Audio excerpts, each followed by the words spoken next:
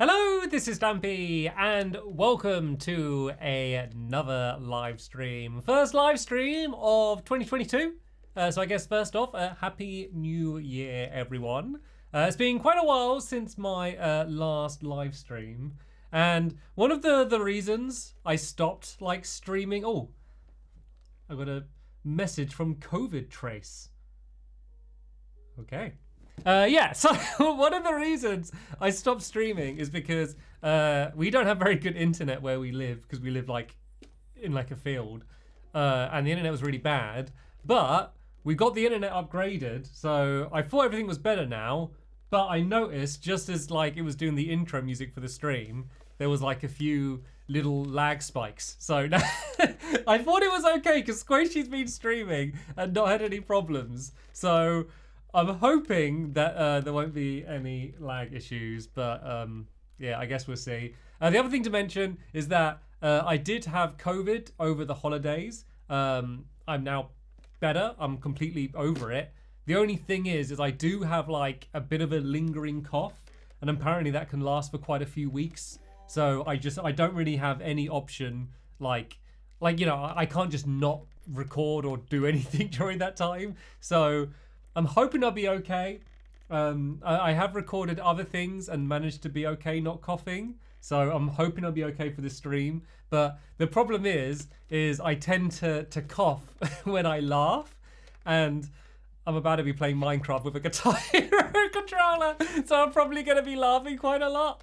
So I might just be coughing a bit. Sorry, I had COVID. What do you want me to do? So I'm fine. Thank you everyone's saying get well soon. I'm fine. I'm better. I never had it it was quite bad. It wasn't nice in any way. I had a really bad headache. My limbs ached. I was just really tired. I was coughing, sneezing. I had a lot of those symptoms that were just really uncomfortable. But I didn't have any of the scary symptoms. I didn't have any short breath or trouble breathing or anything like that. So yeah, but it lasted for a long time. It went on for probably about 10 days of feeling ill, and I wasn't expecting it to last as long as it did. But yeah, through the other side of it now, doing good. Get vaccinated if you can is I guess what I'd say. I was vaccinated, but yeah, I would be worried to know what it would have been like if I wasn't. But yeah, past all of that. So yeah, we're doing what the title isn't clickbait. We're gonna be playing. The plan is to play through. I got the Minecraft Xbox 360 edition. I set up my old Xbox 360 that I used to do all my Lovely World videos on. It's sitting right there, and I'm gonna try and play through the tutorial world while using a controller. So we came up with this idea because it's kind of become a bit of a tradition now. It's only been 2 years running, but for 2 years in a row, me and Squishy have ended up playing Guitar Hero on New Year's Eve. Basically because obviously both these times we couldn't go anywhere or do anything. So it's just fun, isn't it? So we have downstairs, we have an Xbox 360, which is just the dedicated Guitar Hero jukebox. It's not even connected to the internet. It's just there, still connected up to play Guitar Hero. And so we played Guitar Hero for ages, and then we quit the game, and I noticed there was a few just other really random games installed. There was F1 2013 was installed on it for some reason, and we tried playing that with a Guitar Hero, but couldn't get through the tutorial with the guitar. And then I saw Minecraft was there, but it was only the trial of Minecraft, and we loaded that up. And I was trying to get through it, and at first it seemed completely impossible. I was just endlessly spinning in a circle, and then I just dug a hole and I was just digging down through the ground, punching through the stone, and it was just funny. And then I realized that by using the whammy bar, I could kind of choose which way I turn, and it kind of got to the point where I was this may be kind of possible, so this might not work. This might be a fail. And I don't have a backup. So hopefully, fingers crossed, it does work. But it may not work. And I got scared because I was reading the chat before the stream was about to start. And everyone's saying he's doing what? Surely that's not even possible. And I was yeah, maybe it isn't possible. Maybe you have a bit of a point. So it might not be possible. Also, there's a tweet. I need to give a shout out to someone because this tweet really made me laugh. Let me see who it is. I don't know if they're a fan or a troll. Wait, do they follow me? Oh, they follow me, so I guess they're a fan. Yes, this is from Kieran, who just says, people in 2002 were saying, by 2022, we will have flying cars. And then Stampy Longnose in 2022. And then he just tweeted the title of the stream, playing Minecraft with a Guitar Hero controller. It just really made me laugh. It made me realize how dumb what I'm about to do is. But yeah, that made me laugh. So if you are here, Kieran, very funny. You made me laugh. Right, let's say hello to some people. I'm going to do what I used to do back in the day when I used to stream. I'm going to freeze the chat. So if everyone says hello, I'll freeze it on one page, and I'll just shout out every single person on that page. So there's just one batch of people where everyone's going to get a shout out. So say hello now if you want to have a chance. I will freeze the screen in 2, 1, go. Right, it's paused. So hello to Yusef, Harrison North, hello to Dylan, hello to Exo Maddie, hello to Hit the Target, X54 System, hello to Master of Disguise 101, hello to Saypom, hello to Ryan Clan, hello to Cool Blue, hello to Doodle the Noodle, so far my favourite username out of this group, hello to Laucha Fam, hello to Randy Heath, hello to Omar's Gaming Squad, hello to Emmanuel, hello to Austin Fire, and Just a Spoon. Hello to all of you, and welcome to everyone else in the stream. So yeah, as I said, I do have the game loaded up in the old Xbox 360 edition. But yeah, before we go into the game, I want to say thank you as well to some new members and some donations that came through while I was blabbering on. And oh, don't do this again. It's doing the thing where my pinned comment like covers up their username. I'm gonna have to like read through it. Oh, it's from McMahon. Says, I love you, Stampy. You're a great YouTuber. You're determined and child-friendly, and you're a guitar hero. And I'm never going to give up on you. Oh, thank you so much. What a lovely comment to start with. Thank you as well to Anna, who says, Happy New Year. Hope you're doing well. Doing as okay as I could be, considering everything. Thank you also to FaZe. For becoming a member for 2 months, who says, Hi, Stampy. Hope you're feeling better. I am, as I said, basically better. Lingering cough, which thankfully hasn't surfaced yet, but probably will once we get a little bit later on into the stream. Thank you also to Hopeful, who says, I wanted to thank you for raising a generation, as well as JX Liza, who says, Hi Stampy, I love you, you're a big part of my life. Thank you to Clumsy Smurf, who says, I've been wanting you to do this for a long time. What a very specific thing for you to want me to do. Well, I'm glad the wait has paid off. I actually did consider this ages. Remember when I used to do like challenges all of the time, and I'd do like playing the game while looking in the mirror, while in the bath. Like I did like all of these silly challenges, like doing it with Squid, where we're both holding the controller together. I did actually plan to do this, but then I played it and I thought it was impossible at the time, so I decided not to.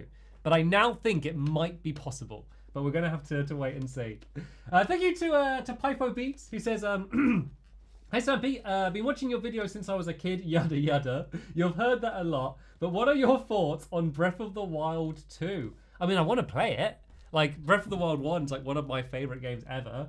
Like, I saw the trailer, and it didn't like blow me away, but like, I trust that they're going to do a good job. So I am like, no matter what, I'm going to play it. I'm excited for it, but yeah, it doesn't seem like a massive evolution from the first Breath of the Wild, from what I've seen so far, but I'm hoping to get surprised. So yeah, that's my thoughts. Thank you to Alex Slusher, as well as AC Filbert, who says, Happy New Year, how was your Christmas? Christmas was fine, thank you AC Filbert, hopefully yours was good. Like, it was nice, it was like, we weren't allowed to like leave the house, you know, because me and Squishy were both in like lockdown. You know, like we literally weren't even allowed to go like walk the docks. Like we're allowed to go in the garden and stuff. So we had a cozy one in front of the fire. We played a board game. Yeah, we watched stuff. You know, it was a nice day, but you know, it wasn't like a big, you know, celebration. But we've just kind of delayed Christmas. We're gonna have Christmas like at some point this month instead, just because, you know, none of the family could get together. So in a way, that was just like preview Christmas, and we got real Christmas is still to come. Thank you also to I Am Jamie, who says Happy New Year. Question for the Mysterians, as well as that Lewis guy who says, Hello Stampy, how was your new year? That was fine. So that was where, as I was saying, that's where I got the idea from this, because we ended up playing Minecraft on a Guitar Hero controller on New Year's Eve. So yeah, it's if nothing else, it spawned this live stream. Thank you to Tropical Gacha, as well as Han Solo Cousin. Welcome back, a regular here. Thank you to Grayson C, as well as Bully McGuire. We've been watching through the old Spider-Man films with Tobey Maguire, so yeah, I get the reference. Thank you also to Ryan Tune, Co-Captain Blues Gaming, once again a regular here, who asked how your Christmas was. I just answered that. Also said, do you remember me from the other streams? I do, as I just proved. Thank you also to Tar Potatoes, Harry Sports Legend, Flip, who says, playing Minecraft in VR. I don't think I can do Minecraft in VR because I don't think it works on the headset that I got, unless I do some hacky thing. But that might come in the future. It would be fun. Thank you also to Sam the Cookie Lord, Sylvie for me, Sebastian, Claric, Ender J, and Carl McLaughlin, I think the name is, who says, Stampy, we need an updated setup tour. I might do that as a short at some point in the future, because I've been doing a load of shorts recently and they've been really fun and people have been enjoying them, so that might come up in the future. But anyway, I've rambled on way too long. Let's get into the gameplay then. Let's play this with the Guitar Hero controller. So as I said, this is my old Xbox. It's not connected to the internet, it doesn't need to be. So I want to start a new, how do I start a new tutorial? Oh, create, there we go, play tutorial. Look at all these old Magic Animal Club podcast, Building Time, Ocean Den, Stampy's Lovely World, Before My Bedroom Got Blown Up, my Sketchbook World, the Moon. Look at that's Quest, that is there. Stampy's bedroom. My bed bugs from my bed bug short. Oh, the nostalgia, it hurts. Let's have a look through some of these then before we. Is this the whammy bar? What was? Oh no, look me doing star power. If I do this up, it like goes through the menu really fast. That's not good because I'm so fidgety. Right, God, it's gonna be so difficult when we actually try and play this. Why is it going back up? Is it because of this? Do I need to go like this? Look, it's scrolling. Every time I say it was working a second. Oh, there we go. Okay, it's working now. I just won't move. Empty Lovely. Don't know what Empty Lovely is. Maybe we could explore some of these after I fail to do this and see how that works. Stop scrolling back up. Life of a Dirt Block. Minecon intro. That's from, there's a video me and Squid made that would play our intro at Minecon. So that's the world from that. Bed Nymphs. That's once again from my bedbug short. More Options Server version 1. Don't know what that is. This is my old community world.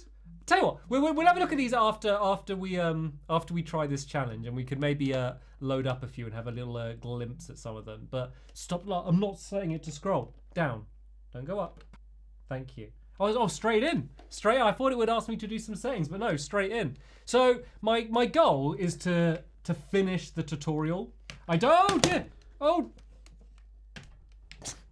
As you can see, I don't know how possible this will be. So, I kind of need you to see the guitar a little bit better.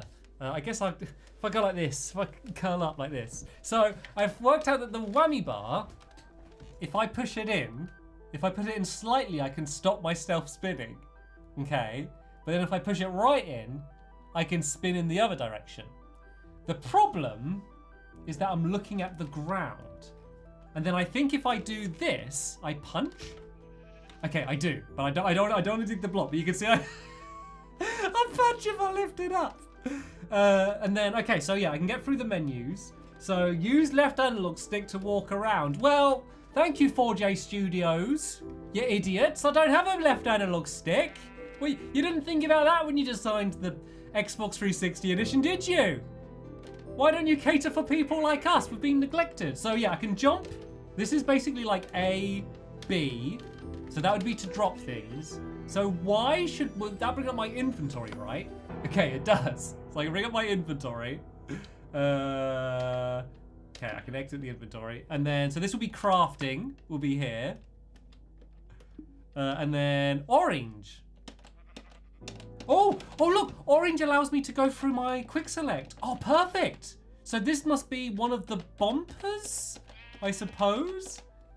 And then does this do anything? This doesn't seem to do anything. And then, so this is obviously the right analog stick. So what I can do is, so if I go, look, okay, this is the way we're gonna have to do this. If I go to options, settings, oh wait, no, God, it has been a while. So yeah, if I set it to not be inverted, then I should start slowly looking up because I was slowly looking down before. So if I do this, and I'll start looking up, and then stop. Okay, I've looked up enough. Okay, so now I can go to options, controls, and set it to southpaw. Then now I shouldn't start looking up and down. Oh, I'm walking. Okay. Oh no, but I need to. Can I stay here? I need to turn around a bit so I can get to a tree to try and break a tree. Oh no, I don't want to jump. Oh no, I'm just going to swim. I'll just go for a swim then. Do I actually need to chop things down? Or can I just go? So basically, I got to go forward in a straight line. I need to push this slightly down. Oh, I can't leave the area until I've completed the tutorial. Right, okay, we need to turn around. Okay, so to turn around, I need to go options, controls, and turn southpaw off. Then I'll turn, then I need to stop. And then I need to go to options, controls. Controls. God, I tell you what, I'm glad I'm doing this on console edition, not Bedrock, because the menus, even on Xbox 360, the menus are faster than Bedrock on an Xbox Series X. So I then do this. So now I'm going to go back in the other direction, and I need to try and line up with a tree. Oh, wait, if I stop. Oh, wait a minute. The way I hold the guitar is letting me go forward and back. Oh, can I go backwards? Is that a thing? Oh, wait, can I go backwards? I can go back, I can go forward and backwards. Oh, this is going to be so much easier. Right, look, if I go over here, I can get to where I stop in front of the tree, but then stop moving. So if I go like that, no, stop. Okay, this is good. And then now I need to punch the tree. So I do this to punch. Oh no, I've gone past it. I wonder if I could like dig a hole next to the tree. Well, let's try and get to another tree. I'm kind of looking slightly up, which is a bit annoying. But I kind of have like full movement. Okay, let's jump over the tree.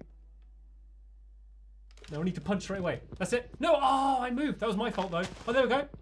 I'm doing it. No, that was so close. Wait, if I jump up. Oh, there we go. I'm doing it. I'm breaking the tree. Oh wait, it stopped. Keep going. That's it. So I need to hold it like completely vertical. I did it.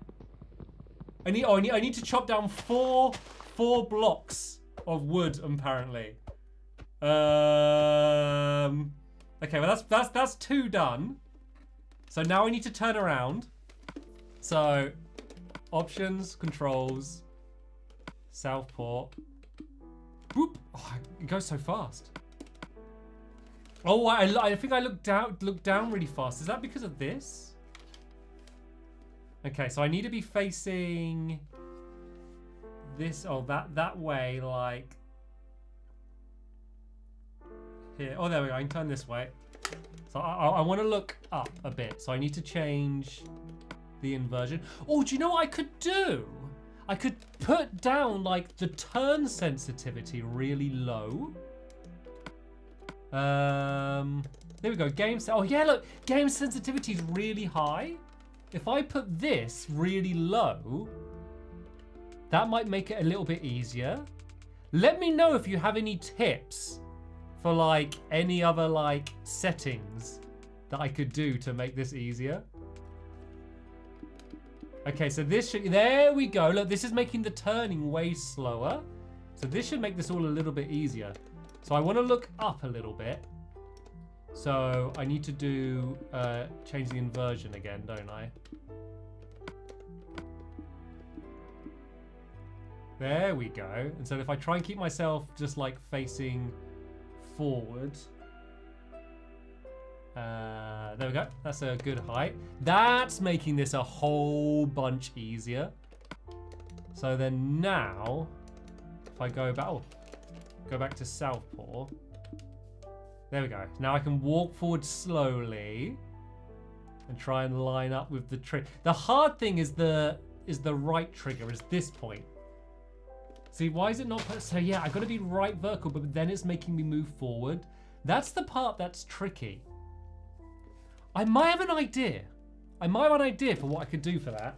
I have another controller. Right, I'm gonna get rid of, say goodbye to this controller. Look how gross this controller is, by the way. It's like, it used to be like covered in all of like the stickers it came with, but they're all like falling off and stuff. It works fine. Guitar Hero was actually the, it was the first game I ever got on the Xbox 360, because I got my Xbox from my mum, and she was like, you can like have one game, and I was like, I'm gonna be smart here. I'm gonna pick the game that has a big expensive plastic controller to go along with it. So she'll buy that game, and I can buy all the other normal games. So the first game I ever had on Xbox 360 was Guitar Hero. So this guitar is from Guitar Hero World Tour. And I didn't like the game as much, or this controller, but this controller is slightly different and might make things slightly easier. The other advantage of this controller, and I don't know, is my zooming going to work? No, it's not. But if you see here, there's a little sticker on the guitar. Let me focus this in so you can see that. You see that there? So that's Hannah Montana. There's a little sticker of Hannah Montana, and it says rock and roll. And I just really think that's just going to make this a whole bunch easier, having that sticker on it. And I think that's going to make a big difference. Oh, this one's wireless as well. So this is like futuristic. Let's see if it's going to let me connect the controller it has. So the actual thing why I think this controller might be better. So it's got a star power button. So on the other one, I had to like do this in order to make it to get it to do it. And I think I'm just going to take this off because it's not really needed right now. So maybe with this one, if I just like just press it, it might make it a little bit easier. Thank you so much, by the way, to Nero for the $20 donation. He says, remember when you made every kid think you could make a rocket in Minecraft? I did make a rocket in Minecraft. There's video proof of it. I made the rocket. Making the rocket fly was a different story. Thank you also to Alaric as well as Adam Fleming, who says, Stampy, thank you for everything. Your videos have helped me with my anxiety, and I'm currently watching your videos. I've watched 3,054, 3,860. I love you. That's a lot. Oh, hello as well to El Robo, who says, hello, Mr. Cat. Glad to see you are back streaming. Well, it's good to see you are back watching. Anyway, let's give this a go. Let's see if this makes any difference. See, I don't know whether any of the other buttons... Oh, why am I punching? Am I just endlessly punching on this one? So the jump's the same. Oh, and I can still do this. Oh, wait. Oh no. What button? That's like the back button or something. Okay. This may not be any easier. But you know, actually, continually punching, weird as it might sound, might be easier anyway. Oh no, but it means it's always pressing the right trigger, which means I'm gonna be always scrolling down on the menus. Yeah, look, oh, I can't go up. I can't go up in the menus. It's constantly trying to do right trigger. If I like, can I turn it? Oh yeah, it's got like this bit here as well. It's got like a slidey bit as well. I don't know if they're just the same buttons. I don't know if this is gonna work. I think I might have to go back to the old other trusted one. Unless there's anything I can do with like turning it. No, just the menus aren't going to work. And there's still no way for me to turn around in-game. See, my hope is it would be the same, but I could press this button rather than tilting. But that's not going to work. But I think I can get it to work with the other one. Let's not give up on that yet. Is it going to let me turn the controller off? Is the other question. Can I remember? How do you turn controllers off in Xbox 360? Do I just have to hold it for a while? There we go. That was it. Right, turn off controller. We're going back to the other one.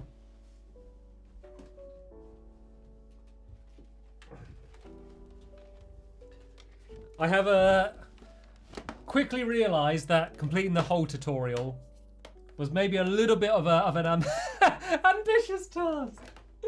Oh dear.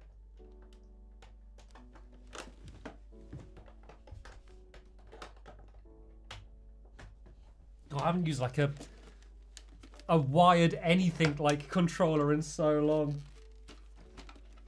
2 guitars at once, Grinson says.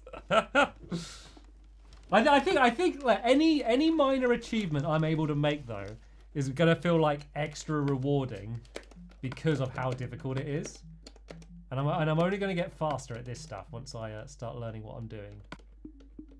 So right, let's turn around. I'm slowly looking up still. Is there any way can I stop it? Oh wait. Ah, that stopped it looking up gradually. Okay. I really need to learn just to like hold the controller like flat, and then I won't be continually looking up and down.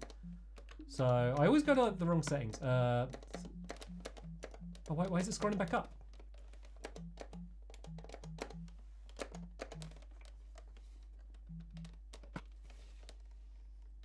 Okay, so that's so does doing this do anything? Oh! Okay, so I want to line up with the tree. I wonder if I should dig a pit before trying, because as soon as I do that... Oh, actually, this is kind of working. If I get myself, like, ready to break it... Oh, actually, I might be able to do it. Can I reach it? Oh, I can't quite reach it. I'm going to have to go forward. Oh, there we go. This is good, though. So I need 4 pieces of wood. Auto jump will... I think auto jump would make it harder, because jumping's easy. Jumping's just like a regular button. That's not the challenging part. Right, I was able to get... Oh, I'm kind of a bit stuck in this tree now, though. But I got the 4 pieces of wood that I need. So what do I need to... what do I need to do now? Excuse me, in order to continue. Do I need to craft a crafting table? Is that what I needed to do? Let me give that a go. Let me make a crafting table. See, all this stuff I can do.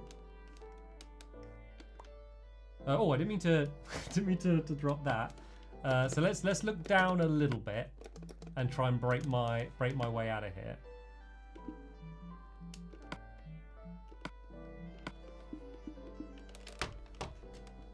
So if I do that, I can start looking down slightly. So I have full like movement and full turning, just not at the same time. So if I do that, then can I break away the leaves? I can. Okay, perfect. Then now I need to go back to this, and now I can move forward. I can go and grab that again. And then I want to make myself look up a little bit, just so I can see where I'm going. So now if I do this, I can look up a little bit. Oh no, don't place blocks! Why am I placing blocks now? Why did I place the... What input made the blocks get placed? Right, let's see if it will let me, let me see if it will let me, leave this area now. Because it said that I needed to get 4 bits of wood. And I have done that. So where was the gate over here? I might try picking up more of this tree if I can. No, I can't. Oh, what's making it? I think having the controller in like a certain angle makes me like place the blocks. And that might make things really tricky. I don't know if I've gone to like the wrong side of the area here. So I can keep this flat. Now turn around. I just need to see if I can exit this area. I want to at least do one successful thing. I think you know what the hardest part of this. Where am I meant to get to? Oh, it's over there. Okay, let's try and let's turn a little bit more. Then we're going to try and head that way. Yeah, I think that might be the hardest bit. The continually placing blocks thing. Because I guess like that's like I guess the way they do the star power is at every different angle it's like a different button. So it's like left trigger or right trigger. It's so weird like how they've set this up. Right, so let's do this again. Now let's go and start walking. So this actually walking around without turning works fine. So I can even like control the speed I want to walk and go left and right. So I'm using the whammy bar. If you can't tell, if you're new to the stream and can't tell how I'm doing this, the whammy bar is how left and right I go. The green button is jump, and then the speed I walk is how much I do that. The question is are they going to allow me to leave this area now that I've cut down those trees, even though I did place the trees? Because it's not telling me on screen something very specific to do, right? I'm gonna have to like walk a bit like a crab to get out. Oh, you can't leave the area until you've completed the tour. Well, what else do I need to do now? Does anyone know what I need to do next?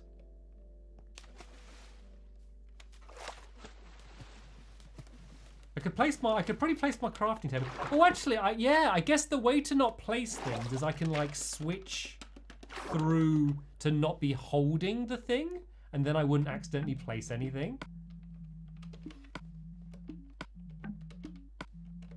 Check inventory. Why do I keep? Oh, I keep pressing left trigger on the crafting table.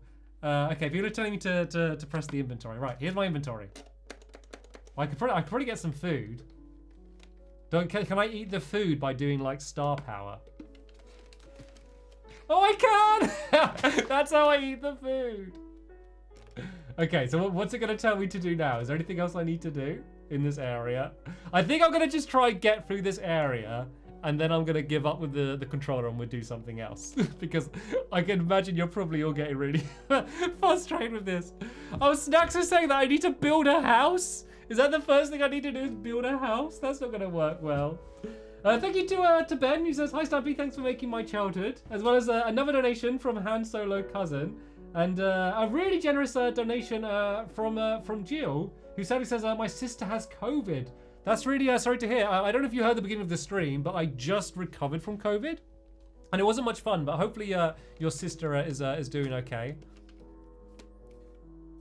So what am I meant to do now? It's just going to tell me everything. You know, it wants me to open the crafting interface.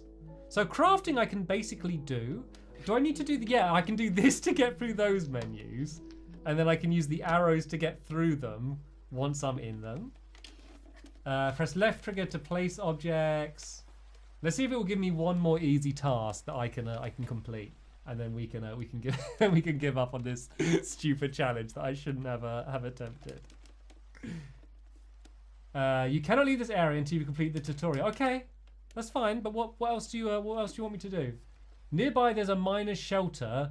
Oh yeah, I think I need to complete the shelter, and then to make it safe overnight. Okay, like building isn't going to be an option. I'm going to tap out with using this.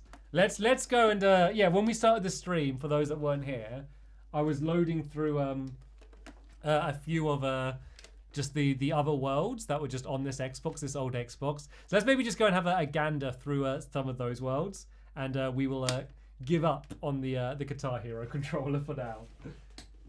I'm gonna have to find. I didn't plan to use a normal controller. I'm gonna have to find like an Xbox 360 controller. Right, I'll be back in 1 sec.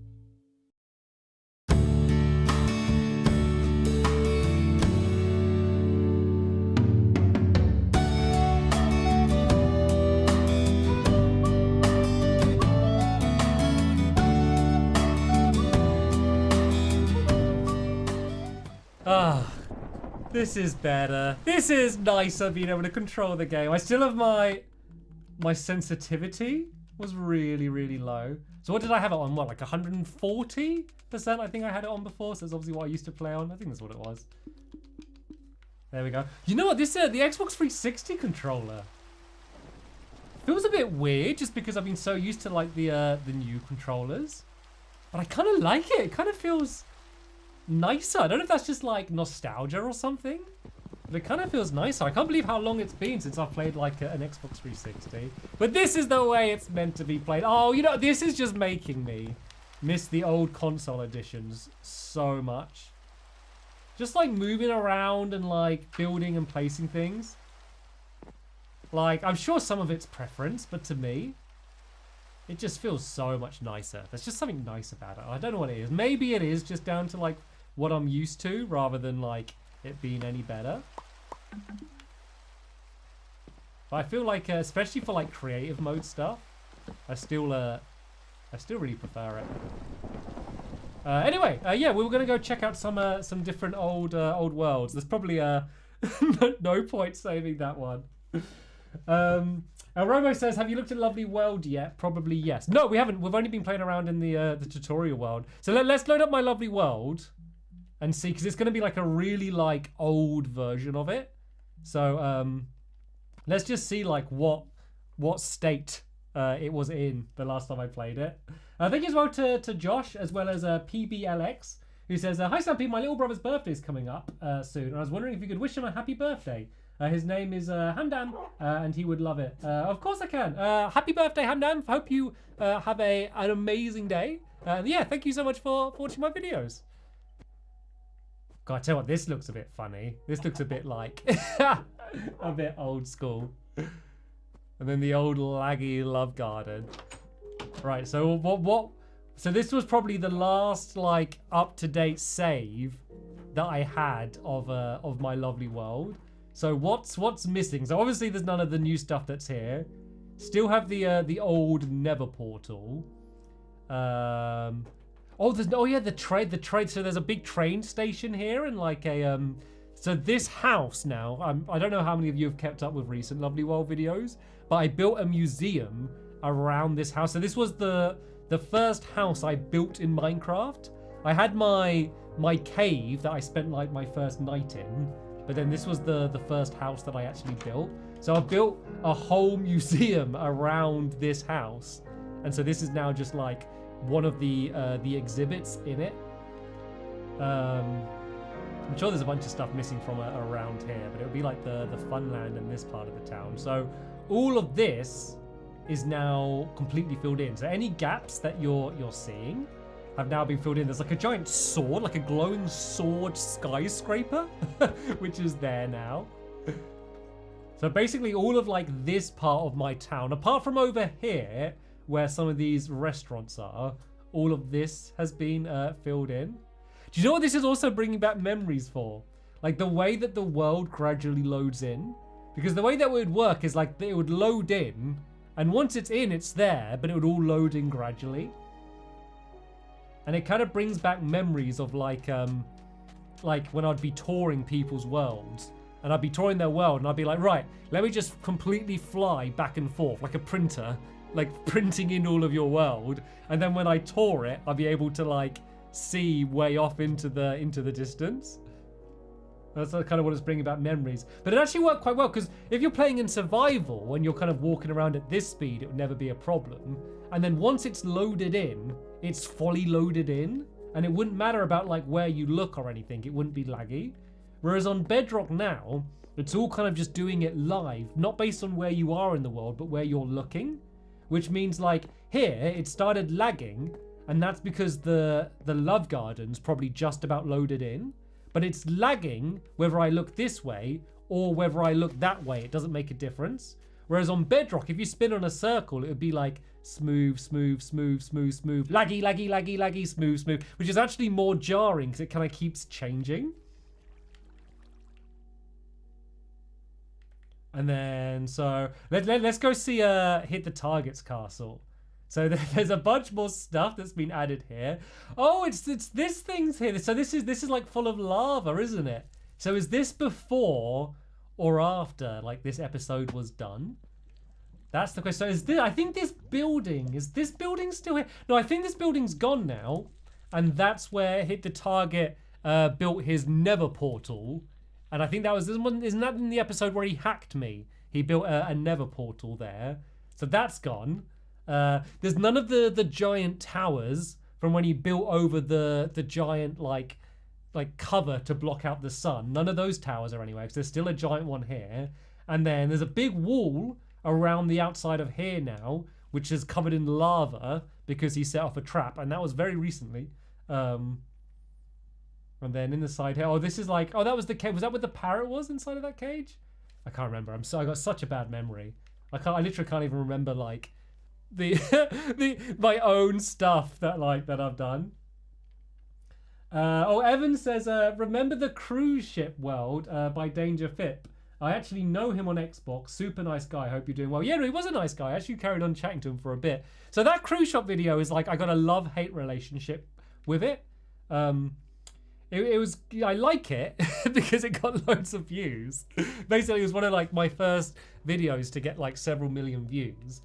But when I recorded it, my office was like really hot.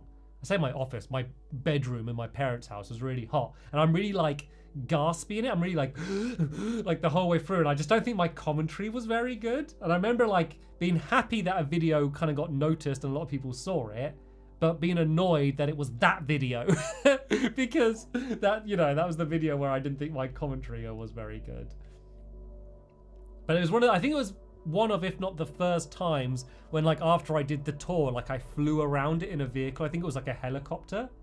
And I think it was those kind of little extra additions and edits and stuff that I did, even when no one was watching, that kind of separated me from some other YouTubers. And I think that was kind of where I owe a lot of my success. I was doing stuff that wasn't revolutionary or like, you know, hugely different or better than other people.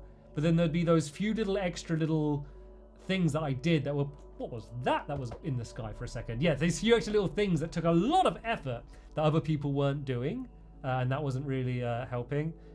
Family Freedom says, read the chat. I am reading the chat. I'm like glancing at it. I'm doing a mixture of reading the chat and then kind of giving a little tour around.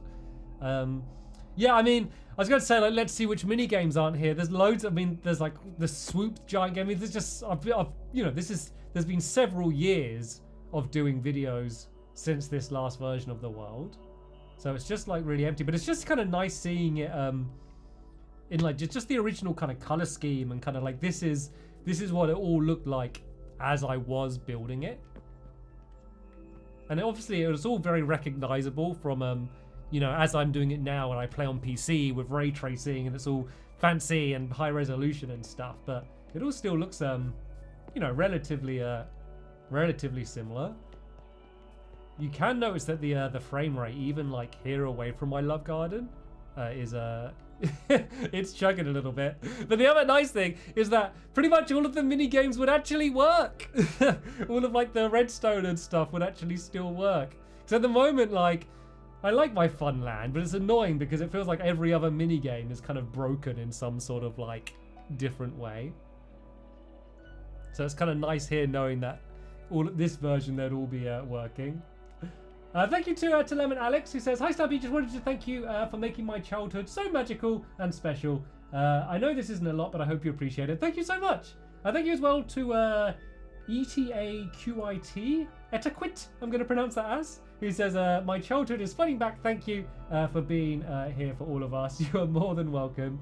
Thank you as well to Jake Watson, who also says, thank you for making my childhood great. And Crystal Fox says, still have the SS Stumpy or hit the target ship. So, great timing for that comment, seeing as I was just flying over the SS Stumpy. Yes, the SS Stumpy is still here. Hit the target ship is what it was here, wasn't it? But that's been destroyed. But there is a little. Do you want to see a little bit behind the scenes? Sneaky. Don't tell anyone else. So I was actually going to do a short about this, and I still might do that. And if I do, you can watch it and say like, oh, I already knew about that. But yeah, there's hidden. So when we did the episode of Hit the Target, something that I don't think a lot of people thought of was a lot of people, they were jumping off the ship, like hit the target, I made him walk the plank and he disappeared. And Squid was down in the water as well. And none of them died in that video. And that's because, I'm gonna try and find it. There was a hidden cave under the water somewhere where they all went to hide in.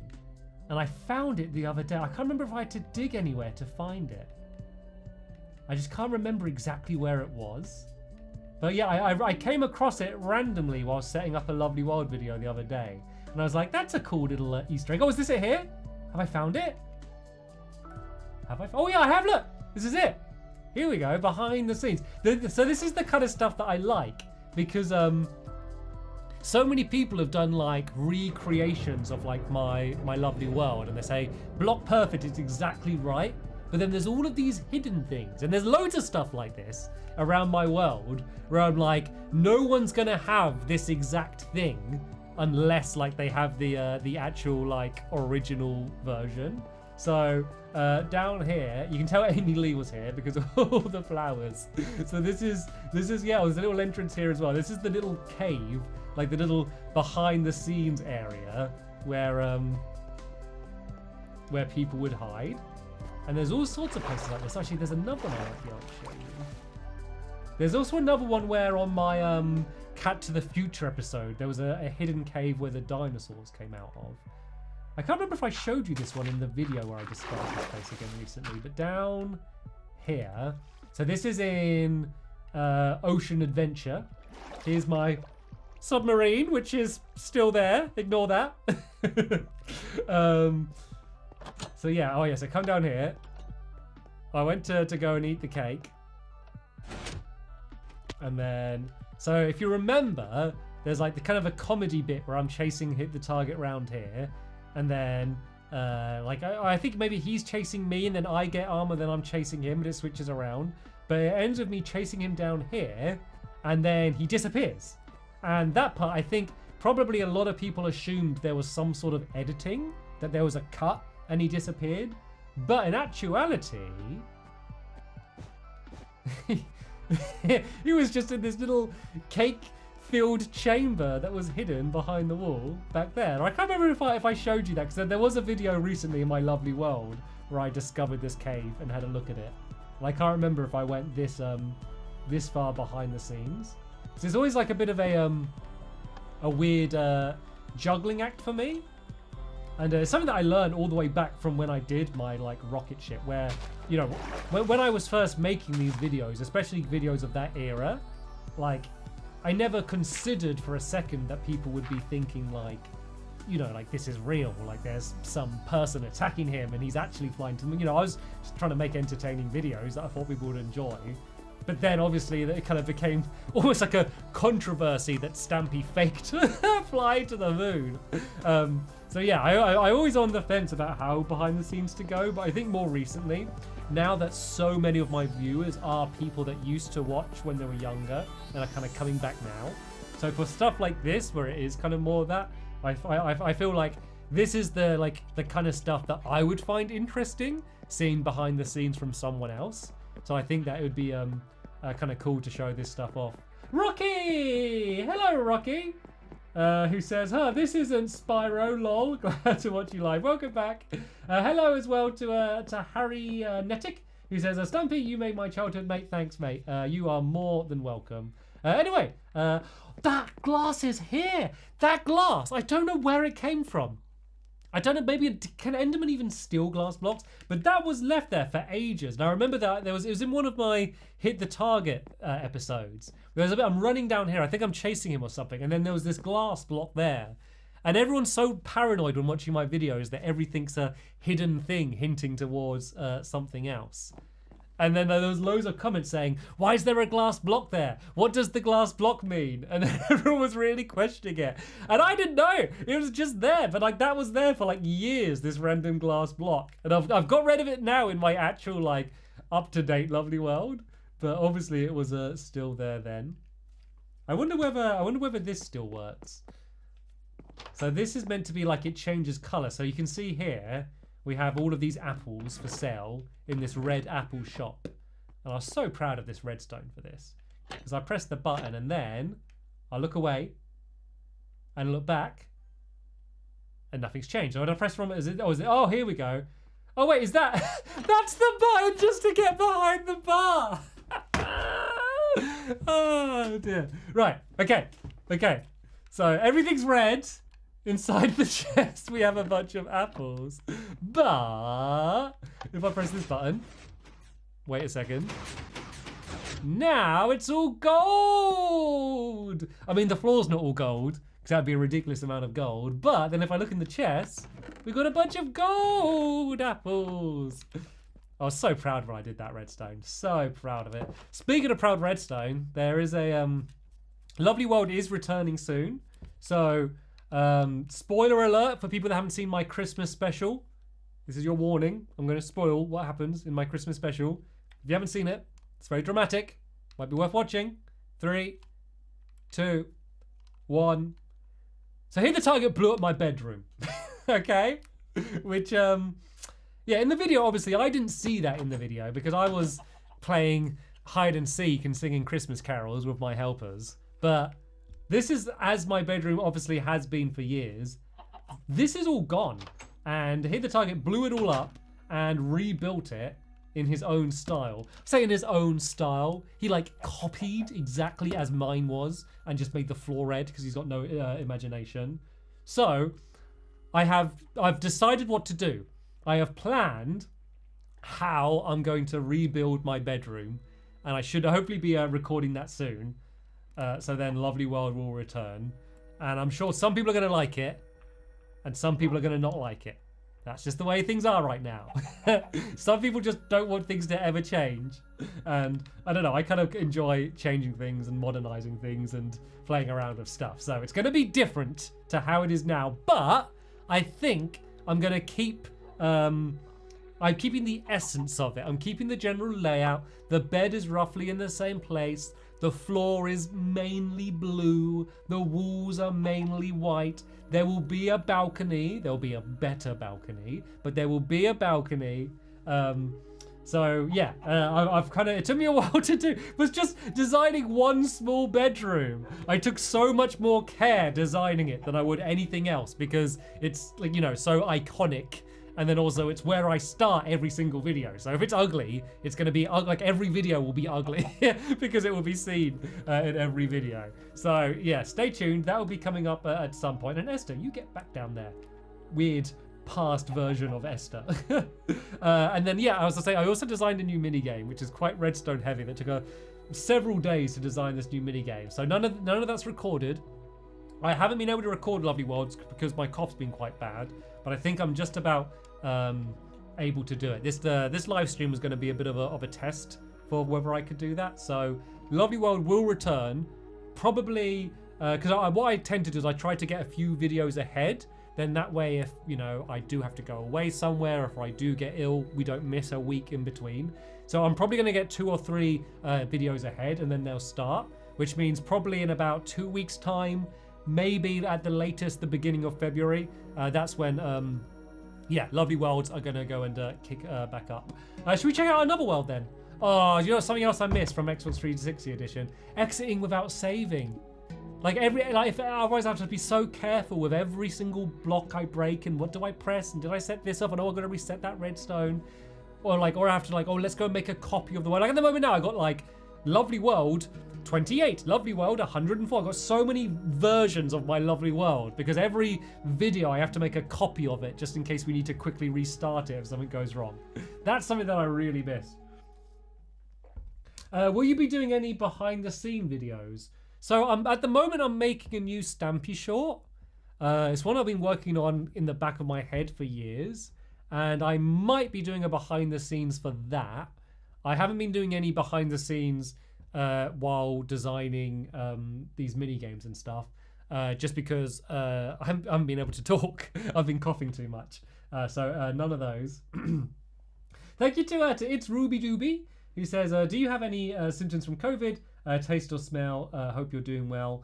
So no, I've no like lingering symptoms. The only thing is I still do cough a bit. I never lost taste or smell even when I had COVID, so that wasn't affected, luckily.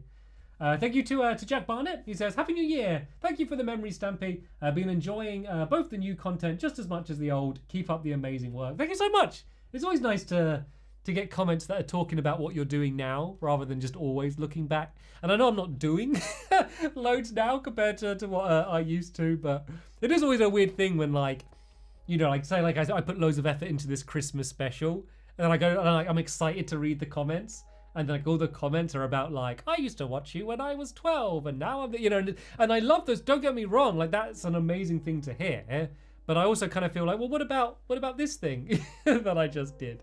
Or actually no, that's a lie, because all of the comments were just saying that I spelt Father Christmas wrong. That was what like 70% of the comments were, which did kind of make me laugh.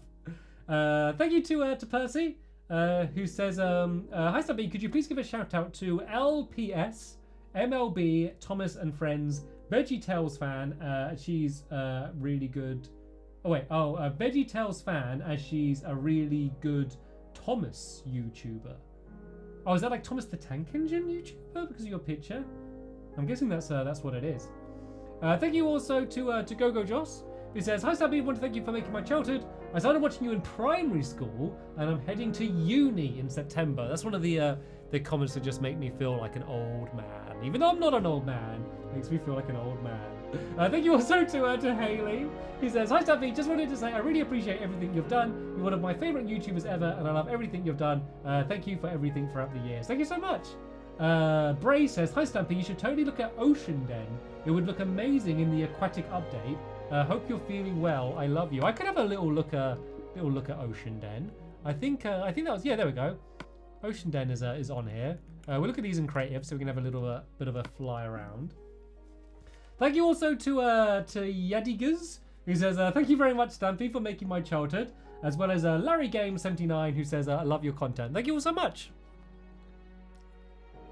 Can we see the quest world? Arctic Ashley says, yeah, we can do that after if you want. Please check out Building Time. Yeah, we can have a little look at that. Hoppercraft said, I've spent ages trying to get the rocket to work. Hit the target says, hate to break it to you, buddy. You are old. Laughing face. Hey, leave me alone.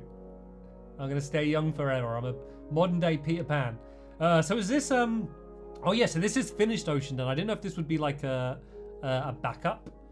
Why did you stop Building Time? Because I won it. I won it. It was a competition. It was a tournament. And then there was an end. And I won it. So it finished. Don't do another one. I could lose it. So yeah, this was Ocean Den. This was the third den, right? So it was Sky Den, Cave Den, Ocean Den, Space Den. Am I missing a den? I think that's all the dens. Okay, den. So right, what do we have here? So this is what we... So this was, basically, this is when we started in the world. There was this little island here with none of these buildings. We built all of this stuff on. And then we built all of these other little extra islands here. We built whatever that is. We built these. So this was Squishy. And there's me. And then like all of this stuff. Like we built like this whole ship. We built just from what we were able to gather. So this oil rig thing was already here. But then we built all of the cookie stuff around it and built all things inside of it. So like it was a series that was about kind of exploring and stuff. But we actually did like quite a huge amount of building in it as well, and made a real big mess of the place. Oh, does everyone remember this this horse? We were doing like we were trying to do like a film trailer. We like have to jump, and then I think you had to like land on the horse or shoot an arrow or something. And then we're like, well, does anyone remember what the catchphrase was? We'd have to shout as we jumped off. There's something for like, for honor and glory or something like that. We'd have to have to shout. Oh, for freedom and happiness. We'd have to shout while jumping and landing on the horse. For freedom and happiness. And then here we had our barrel in a boat, in a boat, in a boat. Which was a song that we sang for a while. Good now. I think Ocean Den was... well, what would the... how would the tier list go for the dens? Where would everyone rate between Sky Den, Cave Den, Ocean Den, and Space Den? Where on the... on the spectrum, where would you put Ocean Den? Number 2? Cave Den number 1? A lot of people saying number 1 Cave Den. People liking Sky Den. Sky Den's hard because it was like the older one, the original, like people have more nostalgia for. But it seems overall Sky Den or Cave Den seem to be the top. And I think a lot of less people watch Space Den just because it was newer, and less people watch me now compared to back then. So I guess there's probably more people that just haven't seen it. I will say we definitely laughed more in Space Den than in any of the other dens. Oh.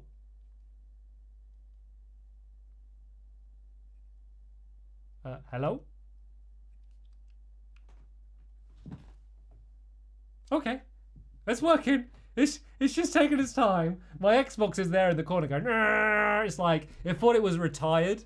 It's like, it's like a soldier that went through loads of like traumatic battles and got all beat up and scarred. And then it retired.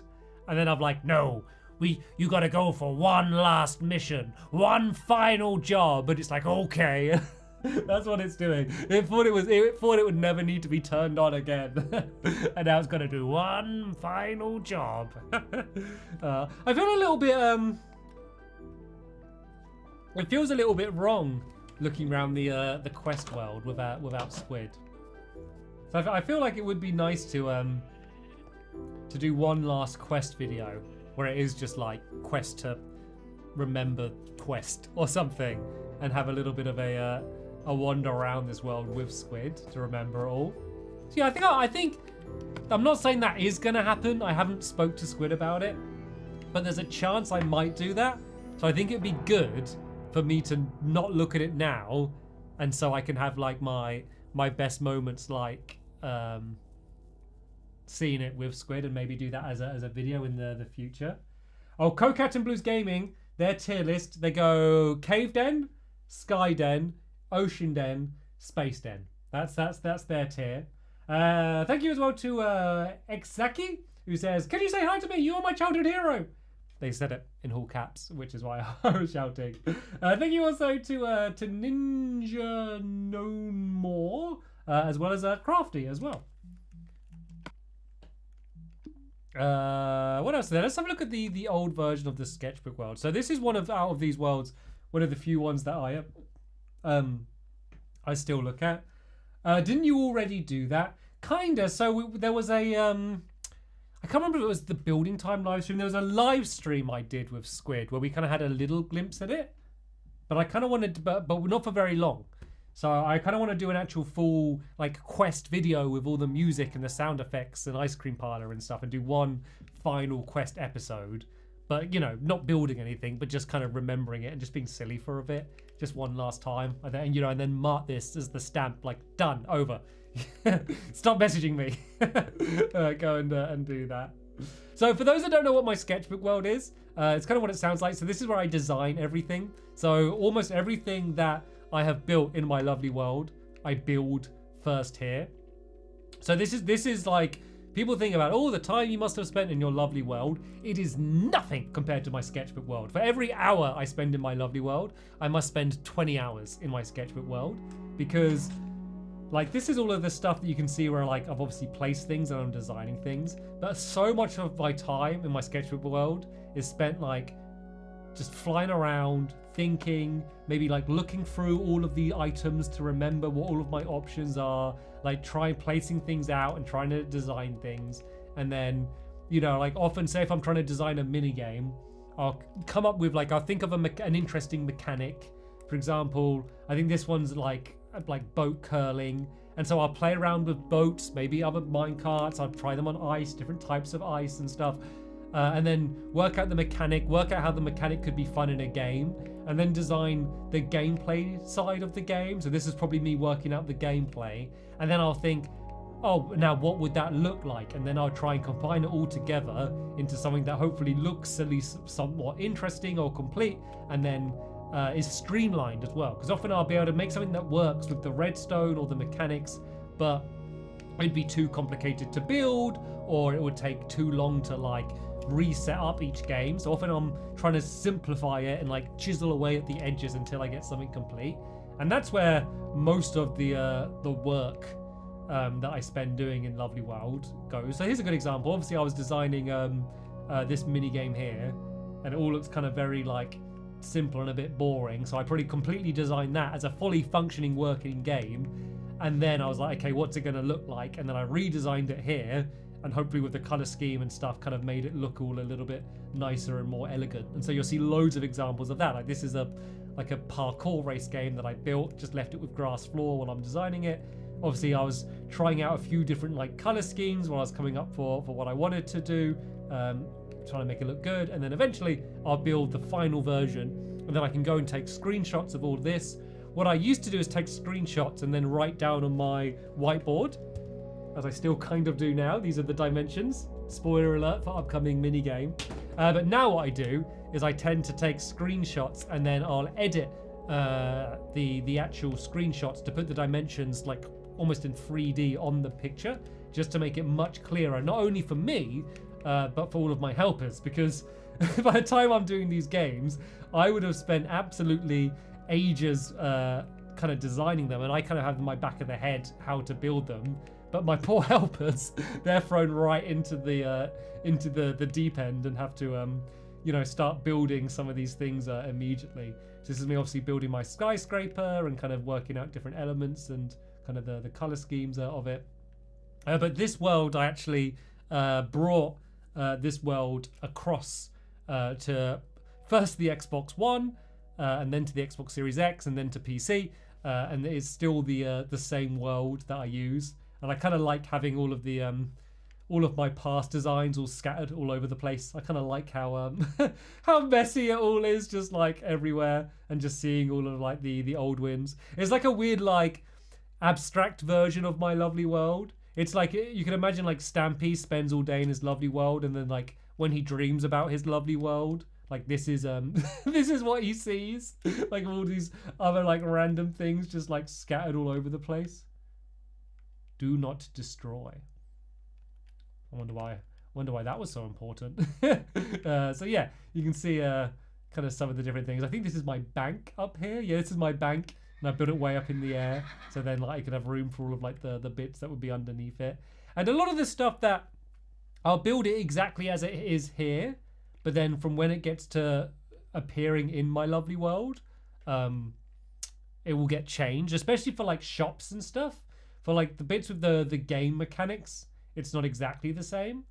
But yeah, for like shops and stuff, often I can improvise and kind of change things on the fly.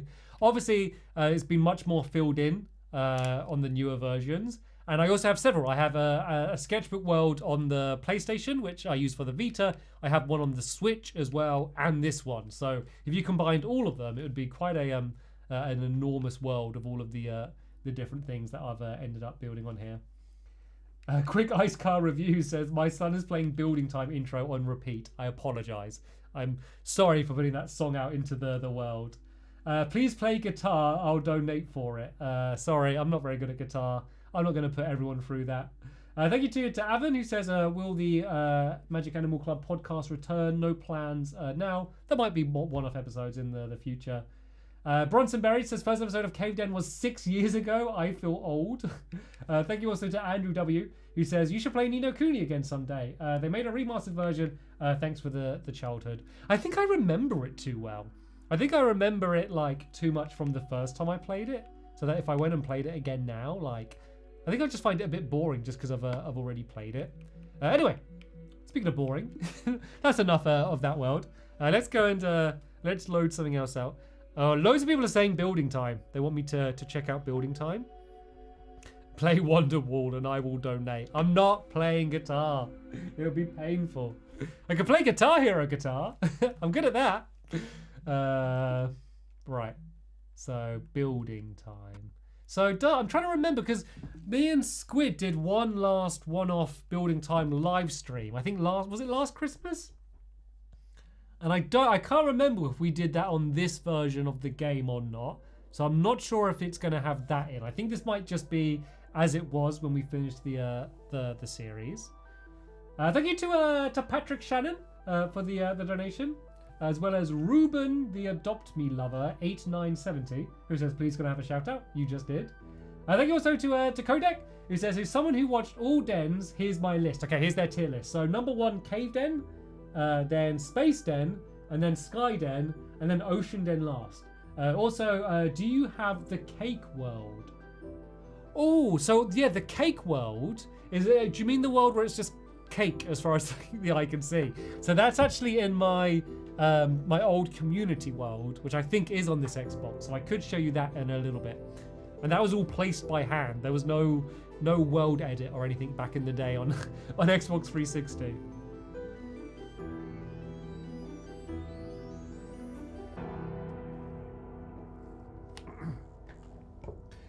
Tell you what, I forgot how long it takes to to load up games on the Xbox 360.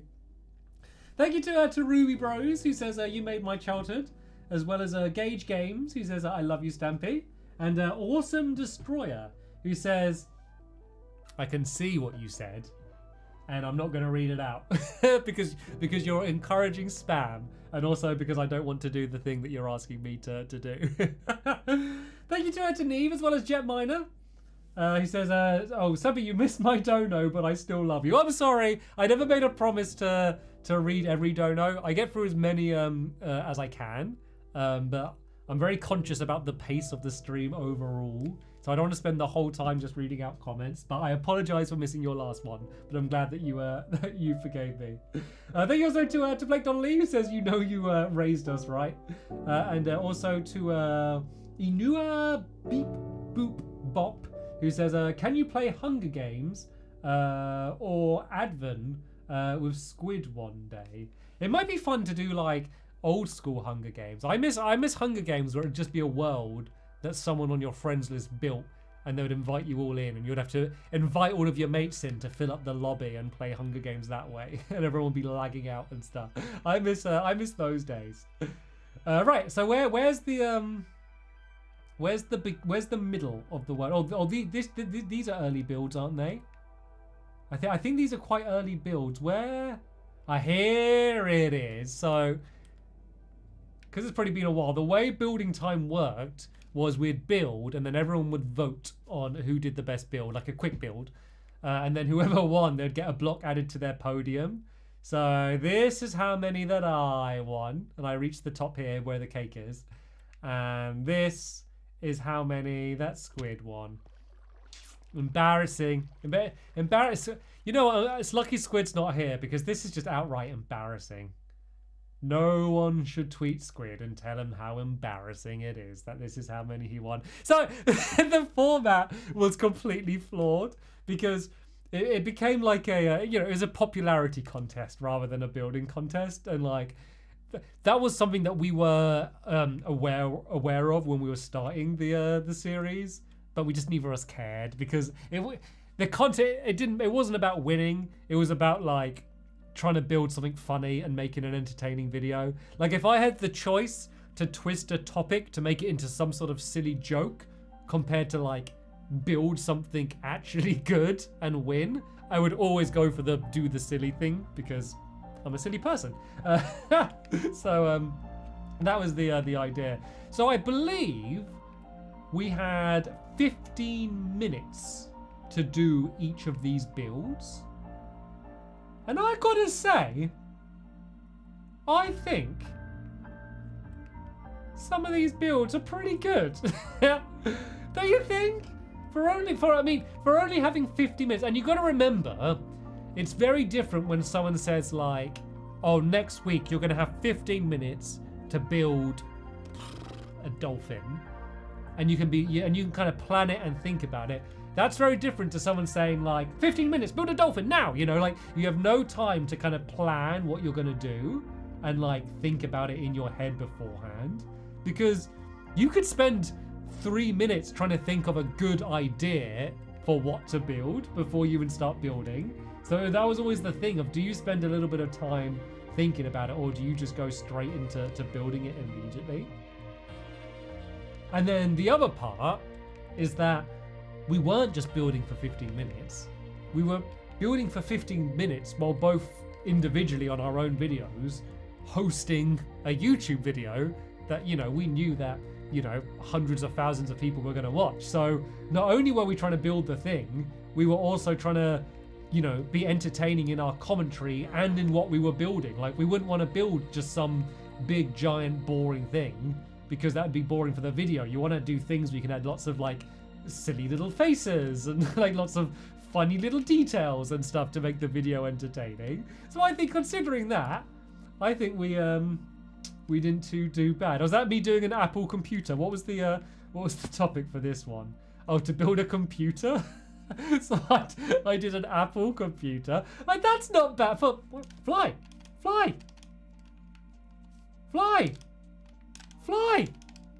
There we go. Thank you.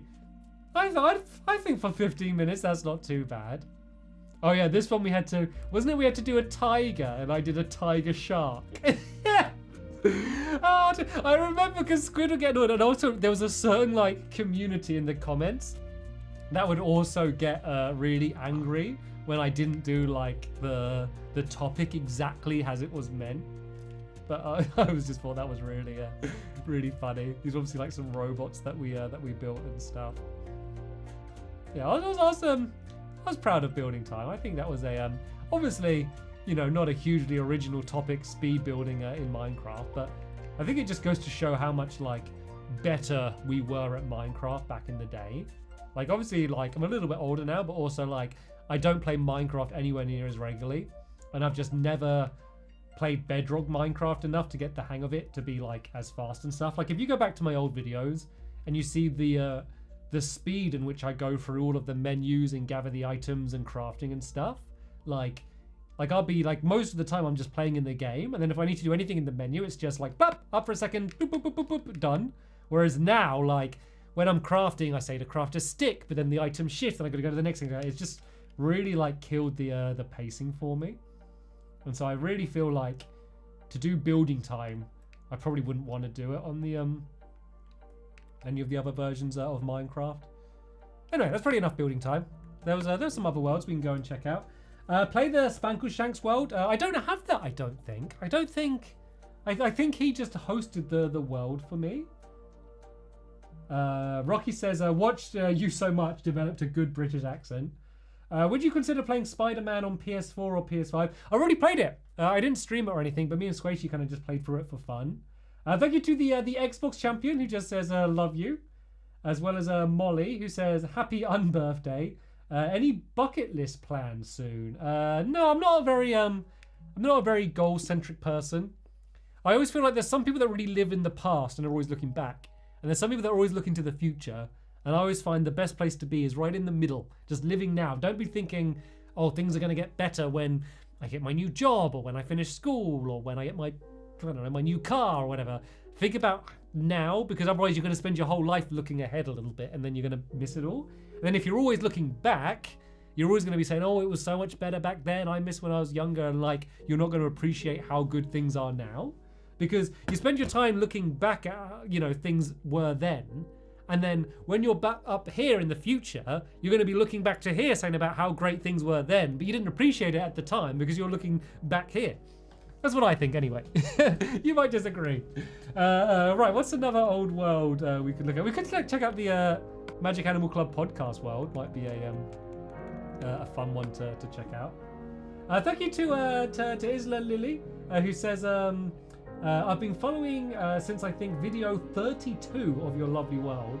I love the videos and even started to build your world alongside you. The imagination and thought to your build is amazing. Much love. Thank you so much. Thank you for watching for like forever, basically forever. Basically since the Big Bang, you've been watching for. Thank you so much. Thank you also to Ellis Was Cool, who says, hi Sappy, massive fan. I'm such a big fan that I built your entire lovely world, also Cave Den, Ocean Den, Sky Den, and then Space Den. That is crazy. You need to send some videos or pictures to back up those claims, because those are some bold claims. Kyle says, do you still have the Lost Sword world? That was the best adventure map. Are you planning to do any more adventure maps in the future? We'll look after this. We'll have a look. Try and remind me, because I have the I have a really bad memory, and sometimes I, even mid-sentence, I'll forget about I'm talking about one topic, but I forget about sorry, I can't remember what I was doing. Yeah, so this is the Magic Animal Club podcast world. So for those that weren't listeners to the podcast, basically, me and Squid did a podcast where we just talked. It was about as basic of a podcast as you could get. We pressed record and we would chat for about an hour, and then that was all it was. But we wanted to do a video version of the podcast, and so I came with the idea that why don't we just load up a Minecraft world and we'll just sort of idly build and just be kind of just doing stuff in Minecraft while we chat. So we'd be playing live while talking, just because like Minecraft was so second nature to us at that point. We didn't need any like actual concentration. And then that's what the video side of the podcast would be. So all of this stuff is stuff that we just kind of built while just sort of idly chatting. And it looks like we built like quite a lot, but we we did quite a lot of episodes of the podcast, and they'd all be like over an hour long each. So this is actually, if you consider the amount of time that was spent building this, we were far from efficient. But I think it's kind of got quite a cool random style, sort of a nice medieval swimming pool here. There's loads of people that are joining the stream now and that are really confused about the thumbnail. I changed the title because the title's like checking out old Minecraft worlds, and I'm just there with like a Guitar Hero controller, like wow. Basically, I started off the stream trying to play Minecraft with a Guitar Hero controller. Quickly realized that was difficult and also not entertaining. Maybe for a little bit it was to see me struggle. So to save the stream, I've decided just to load up a bunch of old Minecraft worlds. So that's what's going on here. Thank you to Rita, who says, hi Stamps, I watched your videos when I was little, and recently I've been rewatching some of your old series and they've been making me so happy. I just wanted to say thank you. Thank you so much for your lovely comment. Thank you also to Kodek, who says, being as popular as you are in the Minecraft community, in brackets, at least at one point, thanks for adding that, is there one YouTuber you've always wanted to collab with but couldn't? So someone I used to always watch growing up when I was younger was C Nanners.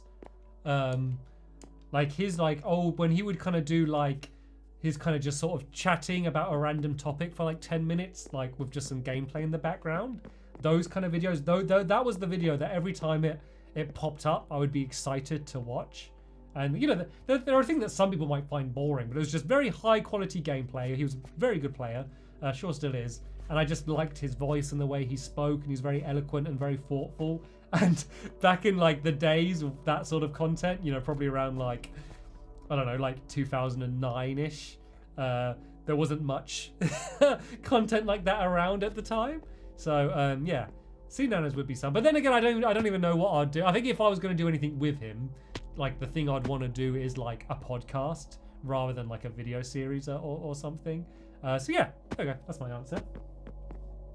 Do you still have the Islands of Eden map? I think that's on Squid's. Squid has that map, I think, rather than me. Thank you to Taco Dude, who says, I have made some amazing pictures of you, your helpers, and all of your dogs, even the ones that passed away, in Animal Crossing form. I can share those pictures with you on Instagram. If you have Twitter, I'm much more likely to see it on Twitter than Instagram, just because, I'll be honest, I never look at Instagram. I post like a pet video on there like every 5 months. I literally never look at it. So if you have Twitter, that would be the best way for me to see it. Anyway, yeah, people wanted to see, was it the Lost Sword map? Which one? Was that one of the old ones? How old was the Lost Sword adventure map? We did so many in such quick succession, and we recorded them, edited, uploaded them, and then I never thought about them again. So they've all just blurred in like to each other for me. So yeah, I don't know which one that one is, but let's see if we can find it. Hero Cryptic, I remember that one. Oh, there's Cave Den.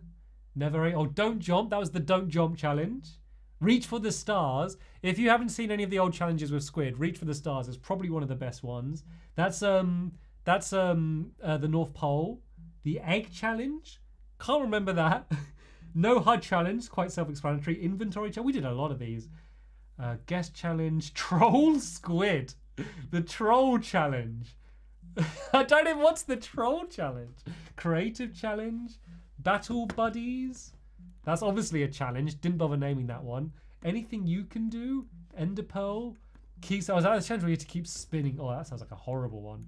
Randall, that was an adventure map. Together Challenge. Side by side. Oh, I do have. I lie. I apologize. I lie. I do have Islands of Eden. Apparently. Oh, Alex and Steve. This is from a short that I was making. It was like basically going to be a short about when Alex met Steve. Yeah, and I kind of started. I wrote the script for this short and I did all the set, and then I got a particular YouTuber, a well-known one, who agreed to voice one of the characters. I won't even say which one in case I do give anything away to who it was. And they committed to do it, and I sent them all the lines, and they said they'd record and send them to me, and they never did. And I waited for a while. They never sent them, and then in that time, I then reread the script, realized it wasn't really a very good script, and decided just to scrap the whole thing. So they maybe, even though it would have been nice if they had sent it, it kind of probably saved me from doing a pretty mediocre Stampy short. But yeah, that's what that one is. Or the sister challenge. That was the first time Nettie, my sister, ever played Minecraft. Was in the sister challenge. So is it the lost sword we're looking for? Is it a really old one there? God, I've got so many of these. Happy Hunger Games. Oh no, let's do this one quick. This was the one of the Hunger Games map that a few of us built together. Liam asked me what my favorite Oasis song. Are you Liam Gallagher? I don't know what my favorite Oasis song is. I'm not sure. I'm really bad at remembering the names of songs. I need to listen through them. Thank you to Arian Oliver, who says thank you so much for making my childhood, as well as Frog Legs, who says I love your old videos, but I'm so happy to see you're still making some of the most quality and fun content and keep making childhoods amazing. Thank you so much. Thank you to Hattie, who says, what's your favourite flavour soup? Ooh, that's a tough one, isn't it? What is my favourite soup? I like a thick soup. I don't like ones that are more like a broth. Like I used to like kind of like thick, creamy tomato soups, especially if you have like a sore throat. That's good. So yeah, that's what I'll say for my favourite. Mitchie Bell says, aren't you getting tired of all of the "this man raised a generation" comments? Mitchie Bell says, I go up and down because like sometimes like if you just hear the same thing, even if it is a nice thing, you do you get a bit numb to it. It's like say if you like lollipops, yeah. If you had a lollipop like 5 lollipops a day, eventually like when you get to your 5th lollipop before bed, it's not gonna be you're gonna be like, ugh, you know, I've had so many lollipops and I love them, but I've had a lot of lollipops.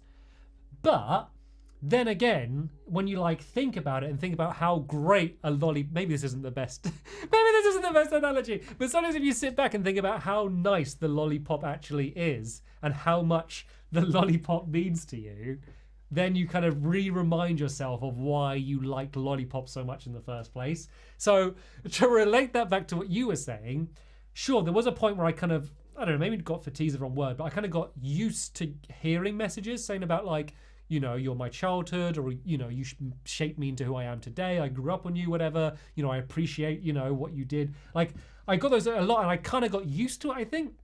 So every now and then I really actively try to remind myself of just how special that is and how lucky, you know, I was to be in a position where, you know, I was, you know, to a certain group, you know, of us weirdos on the internet playing Minecraft back in the day, like that I was able to have that impact. And the fact that people are going to grow up and look back with nostalgia at like me, this random nerdy gamer guy, in the same way that I look back at, you know, like Pokemon and all the cartoons that I used to watch and stuff. Like the fact that the way I look back fondly at those things, people are looking back at me, like it's just crazy to think about. And that people you know, remember me enough to kind of, even if they don't watch me, to come back and like want to express that to me and really feel like a need to let me know that, like, it's incredible.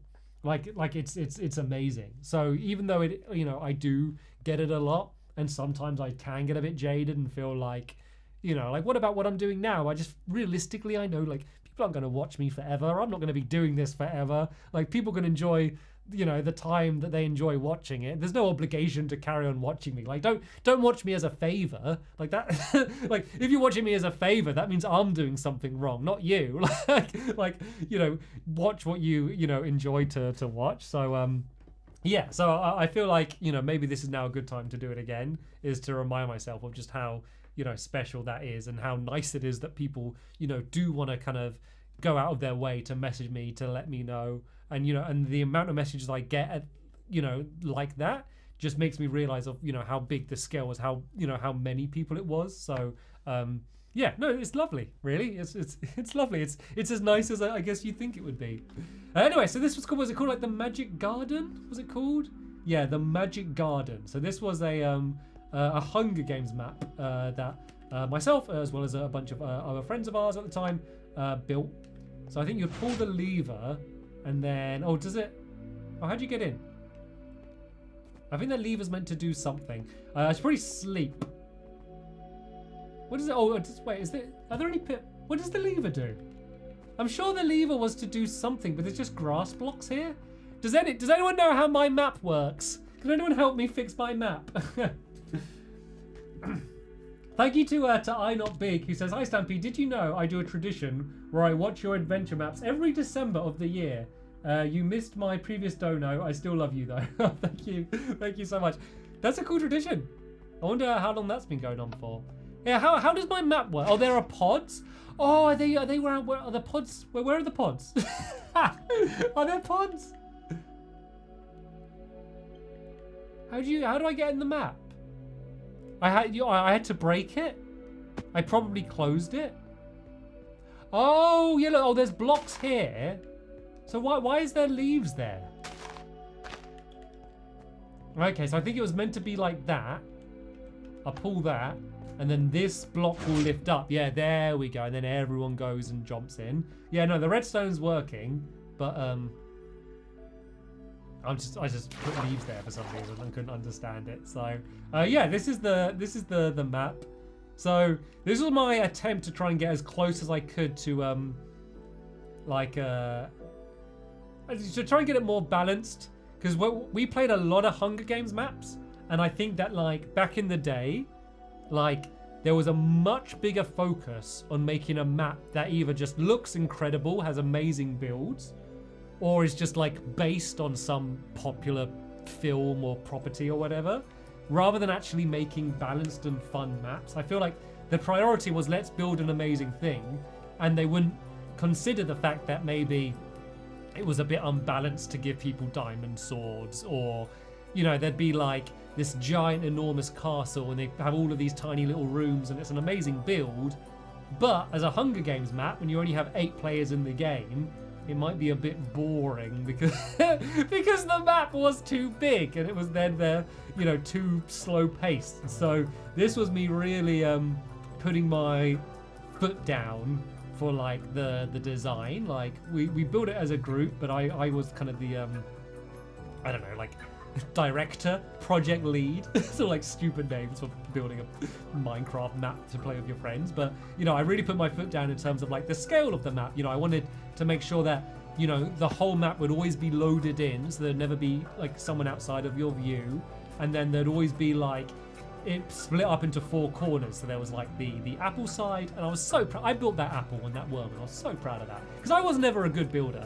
And so then like this would have that, and then this had like the big Venus flytrap, and then this was the big sand castle, and this was the big prop. So each side had its main key area, and my thinking was people naturally go climb up the big thing, and there'd always be like a similarly good bit of loot. So here there's a stone sword, which I think is as good of a sword as you could get, just to keep it balanced. So I'm assuming there's probably a stone sword in here. Yeah, there is. So on each side you'd have like the same kind of tier loot spread out, but then also not to get too you know, I wasn't trying to make it perfectly symmetrical, and there was kind of, you know, just kind of similar stuff here and different bits of loot and balance and stuff, but never any like hidden chests, because every Hunger Games map there'd be like hidden chests, and I just couldn't think of anything worse to have in a Hunger Games map than hidden chests, because all you're doing is like making it easier for either the people that built the map, because that was the other thing, whoever built the map, they would always want to play as well,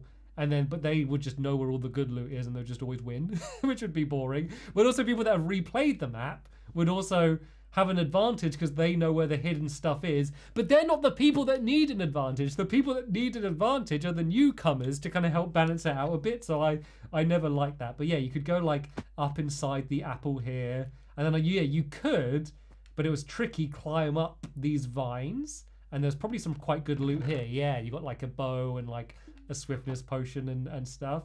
And I gotta say, we played this map a lot, and I think we did a pretty good job. I think that I think it ended up being quite fun.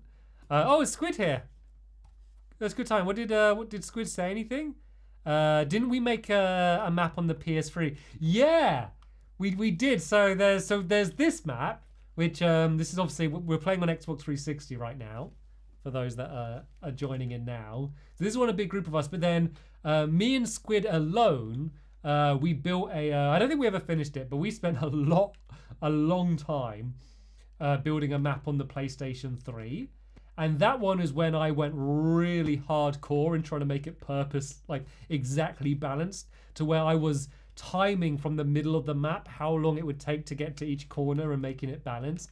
And I remember you were making us watch what was it, Avatar The Last Airbender.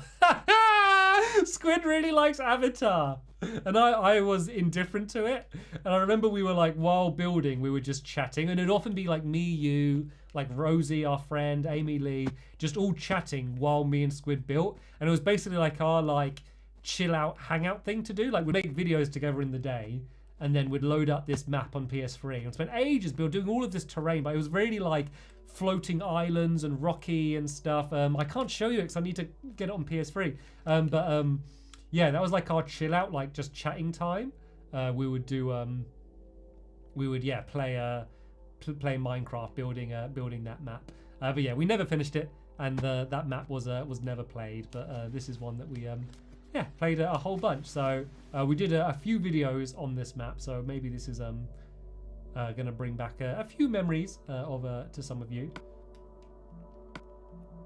Thank you to Ken, as well as Lotus Finder 11 and Joe Rogers, who says, "Hi Stamps, I used to watch your videos after primary school, and now I'm currently watching your stream after work. Watching since episode 113. I wonder what episode that was." Kodak says, "Stampy, do you think your #1 fan still watches your videos? Also, do you know the 2 only other people who spoke on your Lovely World series?" Kind of hit the target. Krinzimazov spoke in my videos. I can't think of any other real life person that spoke in my Lovely World videos, but I'm assuming because you asked me that you know. So feel free to enlighten me if you want to let me know. Thank you also to Monsoon Chai, who says, "I wanted to say that I saw the dancing in the wedding outfits." Oh yeah, that's New Year's Eve. Happy New Year to you and Squishy. I don't know if you remember me. Thank you so much. Yeah, we were silly. Squishy put on their wedding dress, and we played Guitar Hero and danced around on New Year's Eve, which was a lot of good fun. What other worlds? Oh yes, we were looking for the lost sword, weren't we? Let's scroll right the way down and have a look. Squid wants to see the quest world. We did the quest world, Squid, but I loaded it up briefly. But, and I promise you I said this. I didn't see that. That was the last one. Happy down here. Happy Hunger Games. Yeah, I loaded it up, but I said it feels weird like looking at it without you there. But I was saying it would be cool to do like a proper one final quest video where we just kind of go through and like do an ice cream parlor and kind of remember all the stuff. So I didn't really want to look around it without you. I feel like, because my memory's so bad, I feel like I need you there just to remind me all of the different stuff. yeah, so is there any like particular of these Hunger Games or adventure maps you wanted me to load up to have a look at? Jameson Tate says, do you still have access to your moon world on Bedrock? Also, thanks for making my childhood. Yeah, I think I did, because I think I did one of my Christmas special ones on the moon. But, oh, Squid says, sounds like good fun. Okay, yeah, maybe we'll work that out. Would you be able to load up an Xbox 360? Or I could move it over to Bedrock, maybe?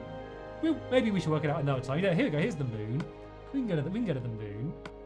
Thank you to PBLX for becoming a new member. You are now an egg. Thank you to McMahon, who says, do you think Monang's hunger for games are balanced? Don't quite understand your question. Do you think... Yeah, sorry, I don't quite understand your question. Do you think Monang's hunger for games are balanced? If anyone can work out what that means, I'd love to answer their question. Thank you also to Zed Screw, who says, hi Stampy, your videos have made me smile for roughly 9 years now. Keep up the good work. Thank you so much. Which version of Minecraft is your favorite?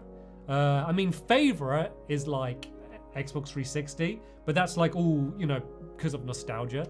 But that's like favorite and best don't mean like the same thing. So yeah, I mean, Minecraft and Xbox 360, that was the reason I started playing Minecraft. Oh, thank you so much to Jameson Tate for becoming a member as well. Liam says, but seriously, what's your favorite Oasis song? I can't remember names. I can't remember names of Oasis. I mean, I know Wonderwall. Let me look at list of Oasis songs. Well, so if I look at Spotify most played, then I'll have an idea of ones at least I'll probably know.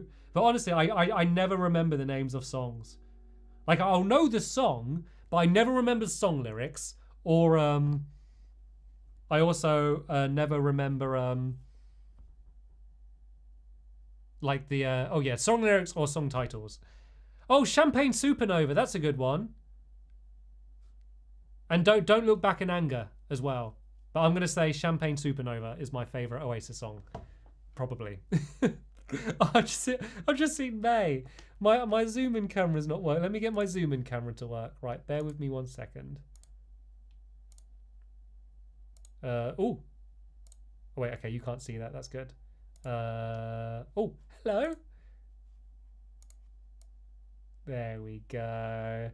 There's my little sleepy tongue here, though. If you look carefully, you can just about see her little tongue sticking out there. And that guitar is a that's the Guitar Hero for PS4. You know, the one where they use like live action video in it and loads of buttons.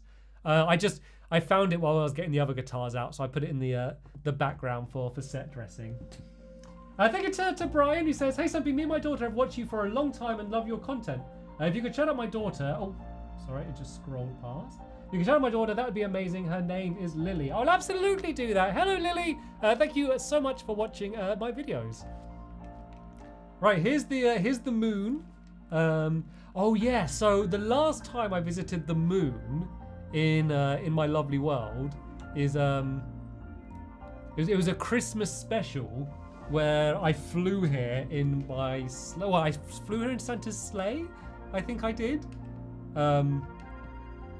So that was the last time I came to the moon, and then obviously the time most people know this was from like Trip to the Moon, which was the first time I flew here. And there we go. Here's my here's the flag that I placed down when I arrived on the moon.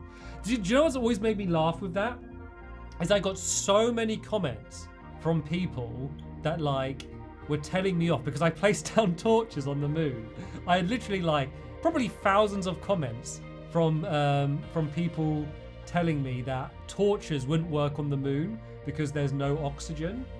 And I just found it so funny that they're like they're watching a video where I'm playing like Minecraft and I'm a talking cat wearing boots that's flying to the moon in a rocket ship powered by cake, and I land on the moon and see aliens, and then I fly back home, back to my world in Minecraft, and then someone comments saying, wow, actually, torches wouldn't work on the moon. Like, that's the part of the storyline they had a problem with, was, was that torches don't work. To be fair, I'm exactly the same. Like, anytime, like, I'm watching, like, a film, I really annoy Squishy with it. We're watching, like, a Marvel film, and then, like, something impossible would happen. I'd be like, oh, that just doesn't make any sense. And I'm like, oh, yeah, also there's a guy who turns big and green when he gets angry. Why am I, like, nitpicking this much? Oh, yeah, and then I think it was in the same episode where the Lunar Friends flew their UFO back to my lovely world. I think it was called like Christmas in Space or something, that episode. But yeah, so this is the moon. So for those that don't know, like obviously this was all done back on Xbox 360, you know, before World Edit or before you could, you know, build maps on like Java and transfer them across. So like every single block you're seeing here was placed by, you know, by hand, by left trigger, by someone. So there was a small team of people that were helping me out, but most of it I was doing it, building it by myself. Basically because it was hard to get people that would be trusted to not troll and start breaking it or blowing stuff up and stuff. So yeah, I would say probably about, I'm trying to think what's fair and accurate. I'd say probably about 60 to 70% of these blocks were placed by me. So this was like over several weeks, maybe even a month of like just spending hours and hours on end building it and just making sure it was just big enough so for no matter where I'd be, for, you know, I had my route planned out for where I was going to go on the moon, just to make sure that, you know, you would never see off the barrier. Then I did a lot of things here, like, so I'd do it as if there's some big mountain there, but then it's almost kind of like just 2D, just so I know that I wouldn't be able to see over it. And God, the amount of time that took to build all of this was absolutely ridiculous. It took so much time, and I have no regrets. Like, I'm so glad that I did it, because, you know, that's kind of become one of the more I guess, you know, memorable or quoted episodes, was the time when I flew to the moon. So, you know, I don't regret doing it, but I do wish there was a way that I could do it easier. But I guess that was kind of, once again, one of the things that kind of, you know, separated me a little bit from, you know, at the time, you know, the early days of kind of console Minecraft, was that not many other people would have been stupid enough to spend that much time doing it. I'm trying to find, there was like a little, almost like a little town that people built under the moon in one corner, where like people would very understandably get bored placing all of these blocks, and so people would end up just building random stuff down underneath. Here we go, stuff like this. So there was an area where loads of people did it, and then loads of people put down signs to say that they helped build. So when I did the behind the scenes, I could give them all a shout out. But I can't find it. So yeah, I might not be able to find it. Hello to Tommy in it, by the way, if you are actually genuinely here. There's a lot of times when people oh, here we go, I think I found it. Here we go, here's the sign. Yeah, loads of times people say like this person's in the chat, but it's like a fake account that looks like it. But it seems like enough of the chat are talking about you for long enough that it seems like it might be legit. So if it is legit, hello. Here we go. So here's some of the people that help build. Or oh yeah, here's like, if you helped, leave your name. So here's some of the people that helped build it. Oh, here we go. So this is obviously like the sign that I put down. It was actually Tommy in it. It was.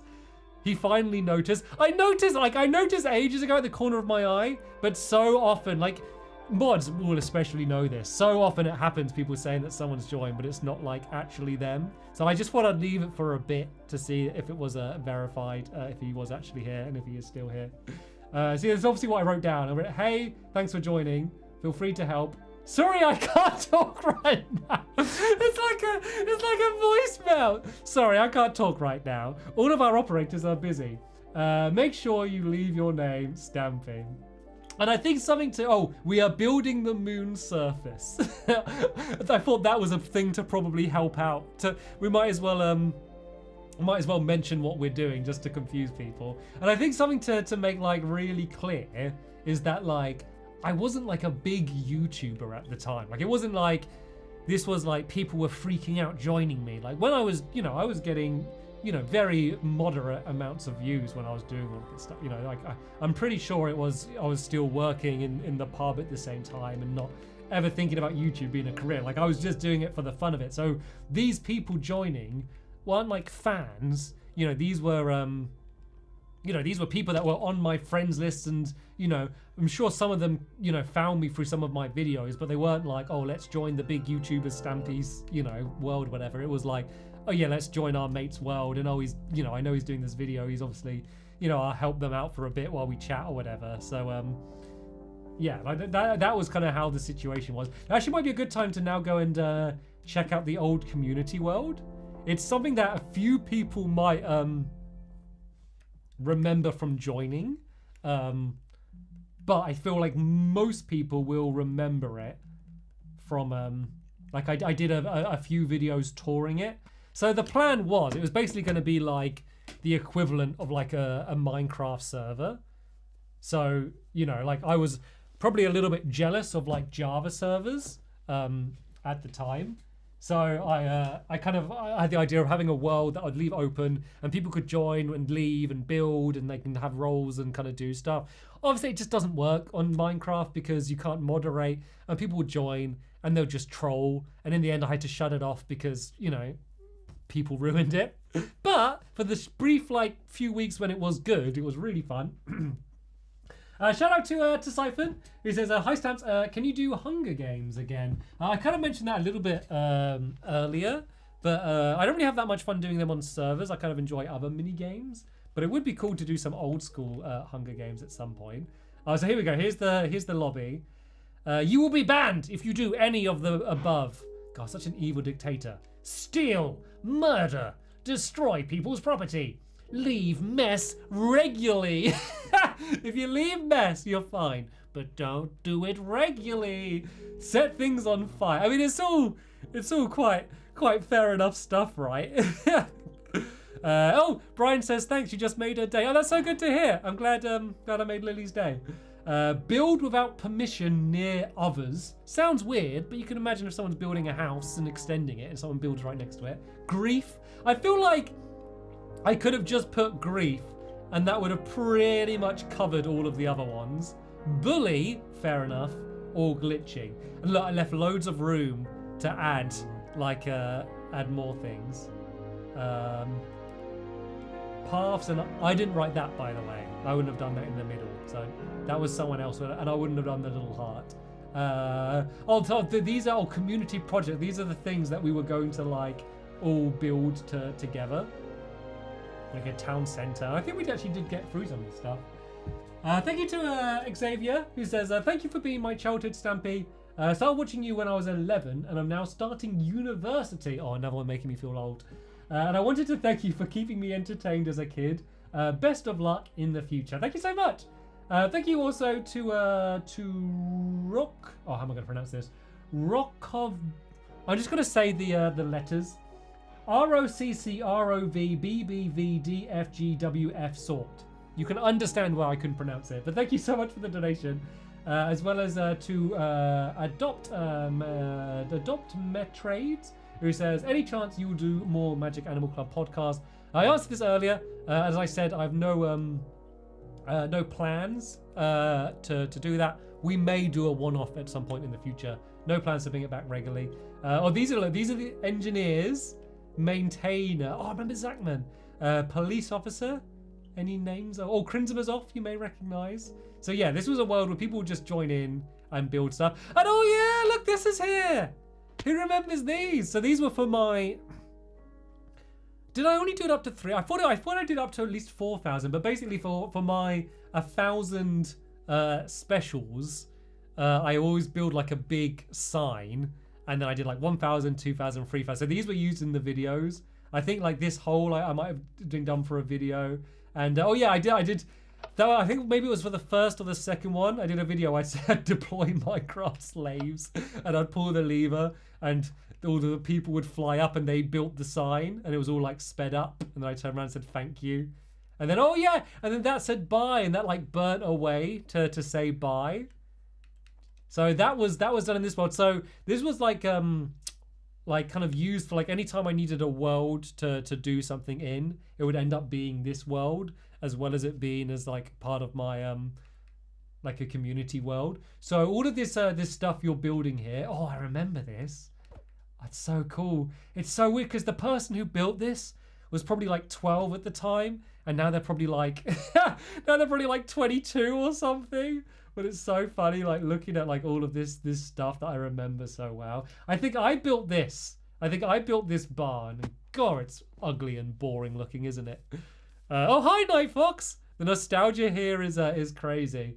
For those that don't know Night Fox, he is a long-term helper and contributor to I don't know, just friend to everything. But Night Fox has helped out in more videos than you think, and he's done a lot of behind the scenes stuff, helping out in videos. A lot of the stuff that you often don't get credit for. So yeah, huge thank you to Night Fox for everything he's done to help me for a very long time, and yeah, a YouTube in his own right. So if anyone wants to say thank you, because there's probably a lot of your favorite videos that some of you might have watched over the years were made with the help of Night Fox behind the scenes. So if any of you wanted an opportunity to say thank you to someone who you may not have known has contributed so much possibly to your childhoods, then now is a great time to do it. I'm sure that would make him smile if any of you wanted to say thank you. I remember this house. This was built by Rosie, my friend, and this was one of her first times playing Minecraft. And I remember like really helping her through all of this stuff because I was teaching her how to play Minecraft, and she was one of my best like online friends and real life friends, because she flew over from America to hang out with me. How good friends I was with her. But I played Halo with her all the time, and I really wanted her to love Minecraft so I could play Minecraft with her as well. And she enjoyed it, but she never got into it as much as we did at Halo. But I remember really wanting her to get into Minecraft. So yeah, this is like the community storeroom. So we started off building it in survival, but then that was at the time when they had like the duplication glitch. So in the end, what we'd do is I would spawn in a bunch of materials in the chest and put them here. Then I'd load the world in survival, so people would build in survival, but would have like access to all of these different blocks, which basically would limit the amount of griefing that they would be able to do, because griefing in survival is slower, I guess. This was, so when I very first met Squid, before we'd ever, oh look at May. She doesn't know how to sleep in a bed. Oh, she's twitching. She's properly asleep. I don't know if you can tell, but like, so that's like, see her paw and like the hair. That's the color her fur is. This, like this gray brown smudge, that's the color her fur is now, because yeah, we had a long muddy walk before the stream, and it was disgusting how it was. Anyway, I was saying a story. So yeah, yeah, when I first met Squid, he joined, I don't know if you're still here, Squid, you may remember this, you may not. He joined this world, and it was when I was just getting to know him, and we were kind of talking about the idea of, oh, maybe we could do videos together. At the time, I think I had about 1,000 subscribers. He had about 2,000, just to kind of give you an idea. Both been doing Minecraft for a while, and YouTube for a while. But oh yeah, I forgot they added like proper swimming in this version. I didn't expect to do proper swimming in Minecraft Xbox 360. But yeah, he joined the world and he built a melon pirate ship. So he built this just for fun while we were chatting, and then it kind of became a bit of a running joke and quest and stuff. So that's how it all began. He just built the ship just for fun here, and then there's a bunch of stuff all over the place. Oh yeah. This is the I was building a museum. This is a museum that I built. I don't think I ever really put much in it, but yeah, I was building a giant museum. This is me like trying to build a really impressive build. But even at the time, compared to like actual good builders, a bit plain looking, isn't it? Yeah, there's something that I can show you. I think it's in this back corner of the world. Tinks! Shout out to Tinks. Anyone remember Tinks in the chat? I definitely remember Tinks. If you don't know, he was the one who edited the video, which was kind of like it was an amazing video. I'm sure you can find it if you search for it for when I hit 10 million subscribers, and has just been a really nice person in the community before and since then. So yeah, shout out to Tinks. These were a bunch of quick builds that we did. So I think was this before building time?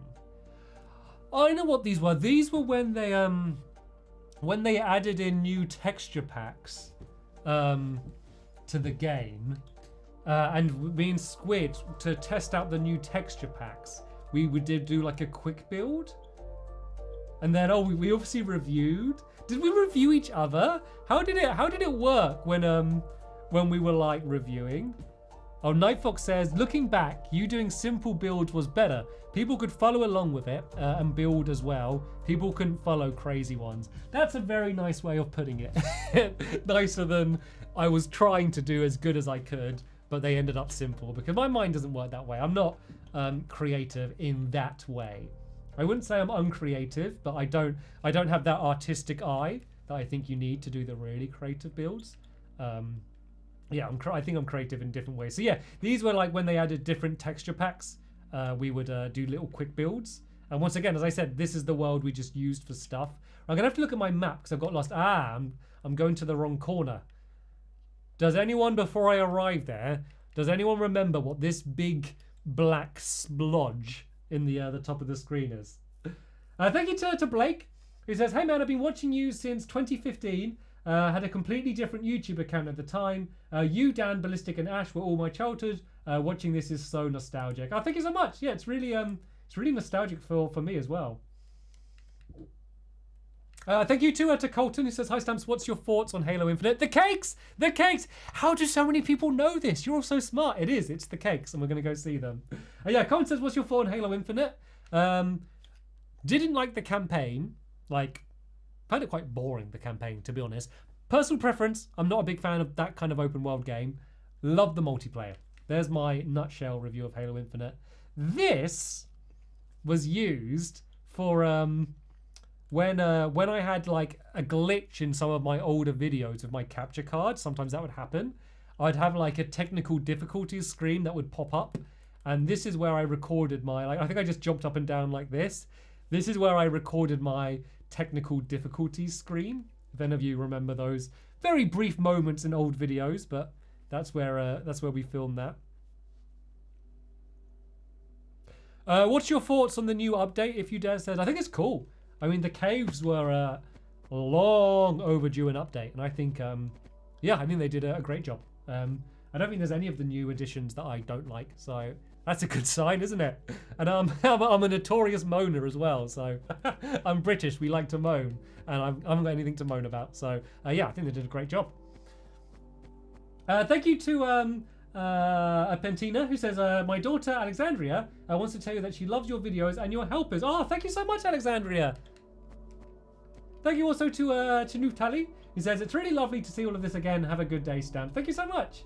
Thank you as well to Sammy Walls, who says, hi Stampy, I'm 20 and I've been here since the beginning. I'm an up-and-coming marine biologist, and I totally approve of the tiger shark. That's a reference back to when I was in the building time world and I had to build a tiger, so I built a tiger shark. And I was actually quite proud of that build, so I'm glad a up-and-coming marine biologist appreciates it. And what a cool job to get into.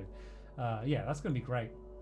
Thank you also to Vive David Gaming, who says, Stamps, this is, oh, it's scrolled. This is so nostalgic. By the way, do you know what lo-fi hip-hop is? I think you should check it out. I do know what lo-fi hip-hop is.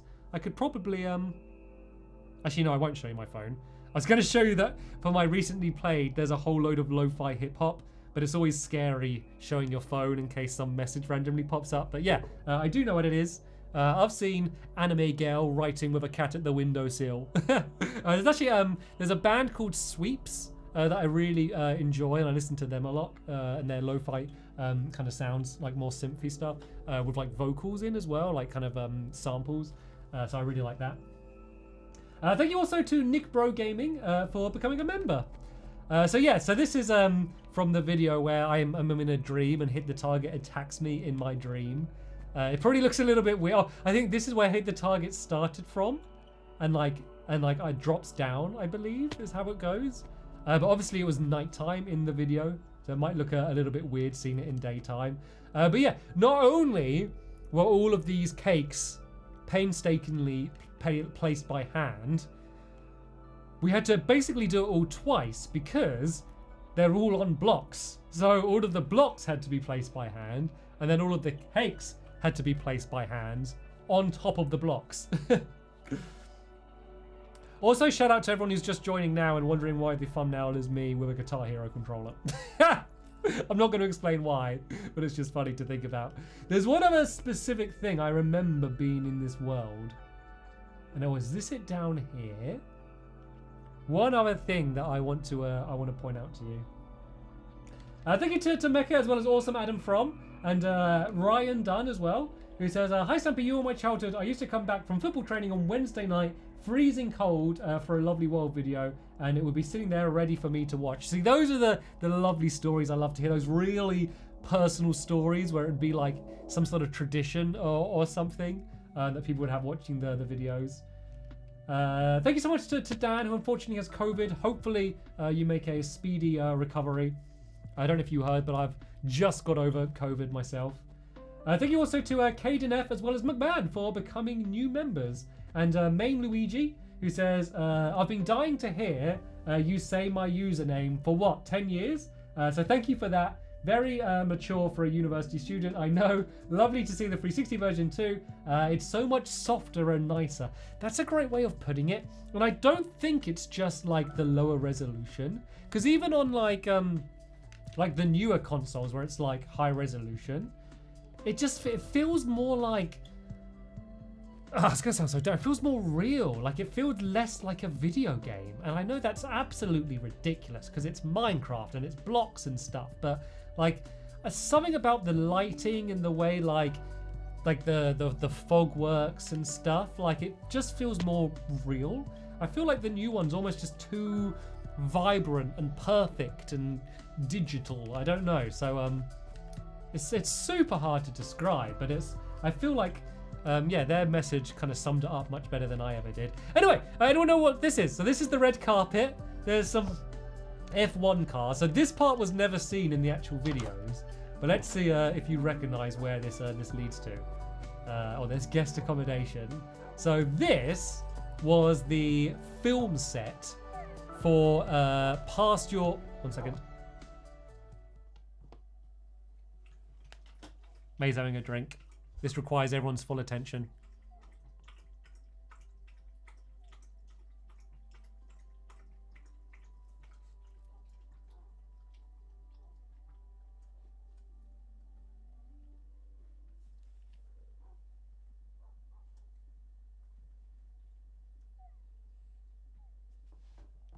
There's something so funny about the fact that like May thinks it's just us in the room and she's going to stand up, have a little drink and then lie back down to bed, and has no idea that there's literally like 5,000 people watching her. Like obviously there's no way for a dog to fathom that, but like what would May think if she knew that suddenly 5,000 people were watching her lie down in bed? Also, why are there 5,000 people watching this? I haven't even got the right thumbnail for what I'm doing. I guess loads of people are off maybe for holidays and stuff. So yeah, that's the first time I really looked at how many people were watching. So yeah, thank you. I didn't expect so many people to watching this. And shout out to everyone watching this on VOD, because I feel like this is one that hopefully this stream will age well and people can kind of watch it at any time. Maybe I will update the thumbnail so it makes a little bit more sense. So yeah, this was Past Your Bedtime with the Magic Animal Club, and this was a game show we came up with. Does anyone remember how many subscribers it was for? Was it 20,000 or 50,000? Was it 100,000? Let me look this up. I just went to YouTube and I saw it pop up with the thumbnail of me just there like, just there like, with a guitar controller, and then click on it and I'm playing Minecraft. It's so funny. It's so funny that I'm like, this is me playing old worlds on Minecraft, and the thumbnail is me with a Guitar Hero record. Or maybe I'll leave it just because it's funny. Oh, loads of people are saying different amounts. 50,000 seems to be the consensus. Oh, it doesn't say. It doesn't say in the it doesn't say in the title. Oh, so we did one for Squid on Squid's channel when he hit 30,000. How many Oh, I got an advert. You know what? I know it's annoying when you get an advert on YouTube. It's even more annoying when you get an advert on YouTube for your own video. Oh God, what's with my voice at the beginning? Oh, it was 50,000 subscribers. I thought it was quite a nice idea to do it. So this was like the audience. We had like our camera crew here. There were real people like filming to actually get different camera angles. And it was meant to be like a late night talk show. And then there's like a dunk tank. I think there was like a speed round question or something. But then we built all of like, it just shows like the mindset we had when making videos was like, we built all of like this behind the scenes stuff, like a green room with like guest accommodation and stuff. And it was just because we're having fun. And like, I know this isn't the case everywhere, but I feel like now, like people have got like so smart for like YouTube, for like how to make effective videos and like what's going to get a lot of views and like what's the title going to be and the thumbnail, and like they'll upload a video and if it's not successful they'll switch out the thumbnail to something else. And like there's nothing wrong with all of this stuff, but I feel like people got so down to what's needed to be done. Like it feels like it's changed a little bit where we were just like playing around and we were doing what would make us laugh or what we would make fun, and like we'd spend all of this time building all of this like backstage stuff and that for no reason. No one's gonna, oh, you can't even...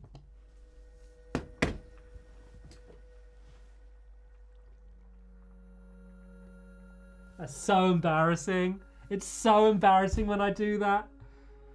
It's so embarrassing. If anyone thought Stampy hasn't streamed in a while, maybe he's got better now. Oh, you know, it's worth it. I get it. I get it, and I will remember to go back to gameplay this time. I get it. It's so annoying when I'm talking about this stuff and you can't see it, but for the payoff, for when I notice and how embarrassed it is, I think the payoff for how funny it is worth it. For all you know, I pretend to have not switched camera views. Oh, it was for so long as well, wasn't it? Just to make a funny moment.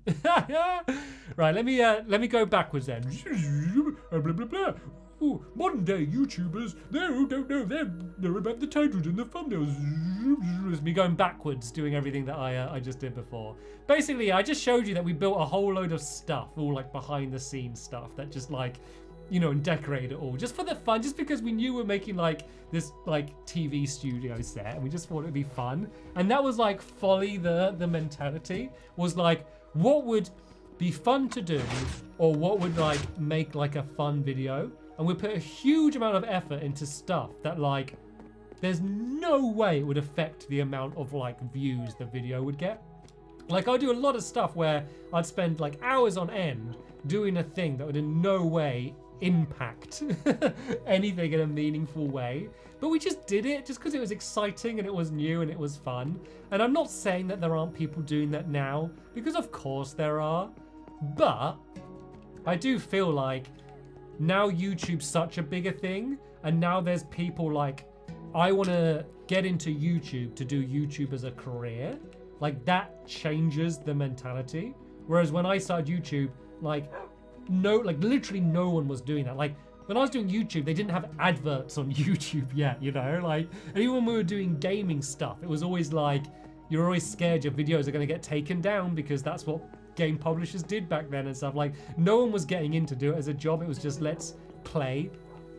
And I feel like even if you are getting into doing YouTube just for fun, just knowing that it is a platform where you can make money and do it as a career has kind of just changed people's mentality a little bit.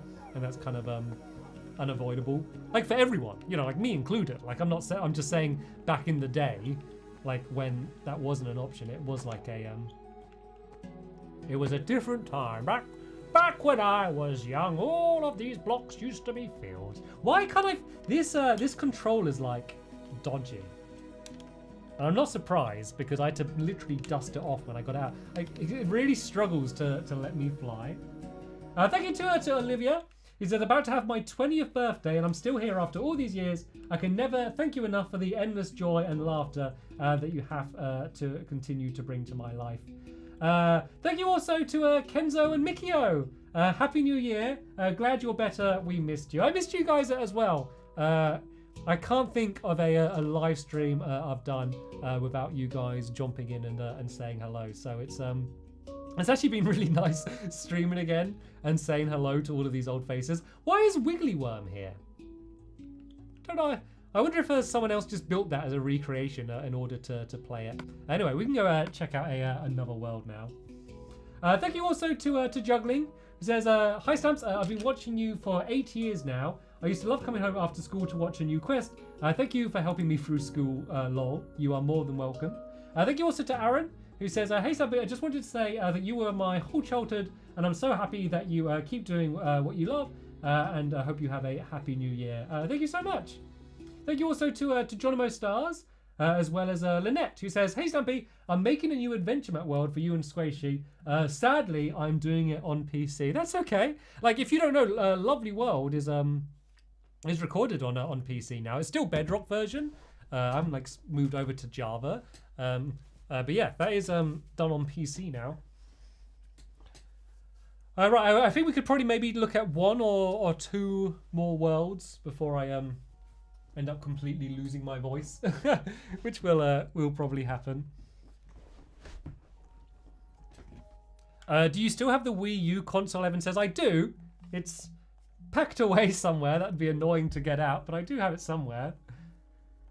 Is there any of these that stand out? It'd be cool to see one of the old adventure maps. Would be quite cool to see because I wouldn't have any memory of those. What about Hero Cryptic 2? Was this the one that was like really, really long? Already done building time. Wonder Quest. Wonder Quest was made on Java, so I don't have Wonder Quest here, so I couldn't load that up. Thank you to Alfie the Gamer, who says, hi Stampy, I just wanted to say I have watched your video since I was 7. I'm now 16. Thanks for making my childhood great. You are more than welcome. Thank you as well to Victor, who says, thank you for making my childhood so special. It was rough going through a hurricane, but your videos always seem to brighten my day. Thanks. You are more than welcome. I'm glad that my videos were able to have any sort of positive impact.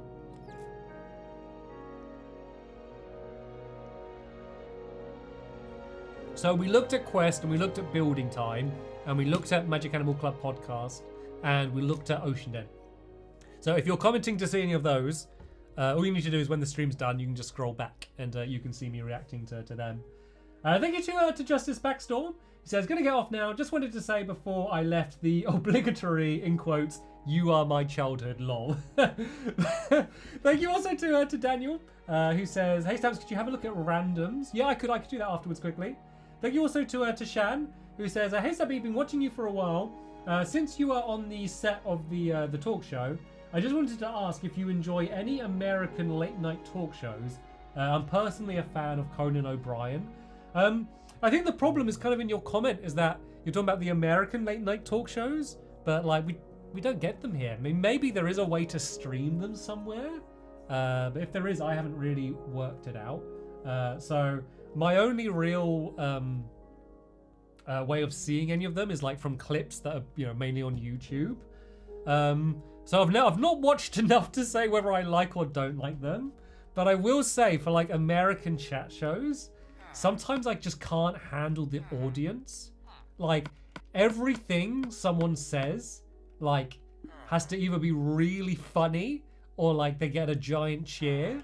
And like someone will be like, you know, I just moved to California. And like the crowd will go like, whoa, like go mad. Or they'll be like, oh yeah, like I've been a dad for 5 years. And everyone go, whoa, and everyone starts screaming. Or like they'll just say a joke and everyone will be laughing like so much. I just feel like the crowd has like, and it's not the crowd's fault. They have like people, I'm sure, at the side, like trying to really hype everyone up and like say cheers and applause and stuff. Like, I know they joke about that in films, but that's like a real thing that happens. So, yeah, sometimes I just find that a little bit frustrating. Like, I think in England in general, we're all a bit more like subdued and quiet and grumpy and cynical. And so like, I feel like we just generally have a more negative response to that, you know, like rather than everything being so awesome, you know, we're just like, yeah, some things are good, some things are bad. A lot of the times it's bad. So I feel like I sometimes struggle with American talk shows a bit. Anyway, so this is Hero Cryptic. I don't know if I recognize... Oh no, maybe I do recognize this. It'd be cool to see some of the, do you remember the old Hobbit adventure maps with Finnball? That'd be fun. Night Fox, what are you doing donating? Why have you donated so much, Night Fox? Stop it. This is for Stampy's beard fund. Oh, I'm like literally stroking my beard as you said that. I'm never going to be able to match you. Also, my best friend made randoms. Oh, we could check that out afterwards. We could be in a call together and watch them when you post... we would be in a call together and watch them when you posted it. It was one of the greatest highlights. Also, you were my childhood. If you weren't here earlier, I was talking about how Night Fox has been a big help to me over the years. And so him donating to me is just ridiculous. But yeah, I didn't know that. But I totally understand the feeling. Like when you like make something... all you want to do is like get feedback from it or like watch people like react to it. Like I remember even when I'd make like Super Mario Maker levels and then I would and then I remember this boss guy. Yeah, I'd search on YouTube from people like playing it. I remember even Markiplier played some of my my Mario levels, and it's always interesting seeing like people playing the things that you made. So I totally understand the satisfaction of people like watching through things that you've created. Let's load up randoms then, because I can't remember this world too well. Maybe some of you did. Phineas, why are you donating as well? Everyone who's helping me, stop donating. Thank you also to Kit Kat, who says, hey, I used to watch you every day after school. I'm now in college. Thanks for making my childhood great. I love watching your new videos now. And then Rai says, hello Stampy, what are your favourite songs at the moment? What am I listening to? So there's a band I discovered recently called Black Pistol Fire that I've been really enjoying. I've been listening to the Cranberries a lot. They're the ones who did like Linger and like Zombie and stuff. I've been really enjoying them. So that Squishy and I have been doing is I'll pick a soundtrack from a film. And so in the back, so say we were just doing, wait, let me start loading up random before I say this, because otherwise I'm going to get distracted. Don't let me forget what I was going to say though. Have I gone past it? I feel like, I know, it's quite an old one. So unless I saved it recently, it probably will be quite far down. There we go, randoms. Yeah, so like we were like doing like Lego the other day. And then just in the background, I'd be playing the soundtrack for a film. Like normally one that has a bunch of licensed songs, and then Squishy would have to guess what film it's from. So if ever you're having like a dinner party, for those of you that have dinner parties or like people over, and you want background music, put on a soundtrack of a film and make it a competition to be the first person to guess it. And if they're struggling, like we made it the rule where you could ask 3 yes/no questions per song. So then people would gradually try and like work out what it would be. So you can be quite tricky with what the choices would be. So yeah, anyway, there's some of the music I've been listening to. Thank you to Grace, who says, Stamps on 19, I've been watching since 2013. As well as Danny, who says, hey Joe, really loving the Bonus Points podcast, also my childhood. Thank you so much. I'm glad you're enjoying the new podcast. I've been I've been trying not to mention it too much on like Stampy things, just because it's so different from my normal content. So yeah, I kind of read the the message out before really reading what it says, which is sometimes a bit of a dangerous thing. So I guess here's a little preview for people that haven't heard of it yet. Thank you also to you have the worst username in the world. Hopefully you don't take offense to that, but everyone's going to understand what I mean when I read out your username. Okay, shout out to JDJDIRDJOEKDJ4DJSN. How is anyone meant to pronounce that without going? Yeah. Anyway, thank you for the donation and saying, can you play the new Stardew Valley game that's coming out? There's a new. Is there an actual proper Stardew Valley game coming out, or is it like another game by the same developer? I know they released a Stardew Valley board game, so that's something that I'd like to play, but it's really hard to get hold of. It's selling out all of the time, so that's something that I'd really like to play. Oh, someone approving that I'm listening to the Cranberries. They're so, I mean, they're not a new band, obviously, but yeah, they're so good. Stampy, can you talk about Hit the Target? I spoke about Hit the Target quite a lot earlier when I was kind of touring some of the other worlds. So there's not much in general I can say. All I can say is that apparently, I'm trying to think of the way to word this. Apparently, I don't know how to word what I was going to say. Hit the Target has an exciting plan coming, I'm assuming, as a random guess that I worked out the other day from clues that I saw in the world. There we go. That was the way to word it. I could be a politician. Thank you also to Chill Vibes. He says, thanks for making my childhood so delightful. What makes you special and unique is you're honest and humble. Oh, thank you so much. You make the videos not for views, but out of pure enjoyment. Thank you.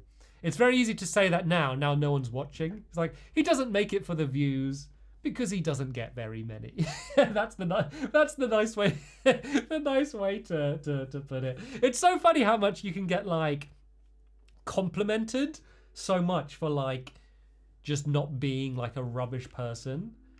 Like people that say like being humble, like I just try like as much as I can just to be like as I would be if I wasn't a YouTuber.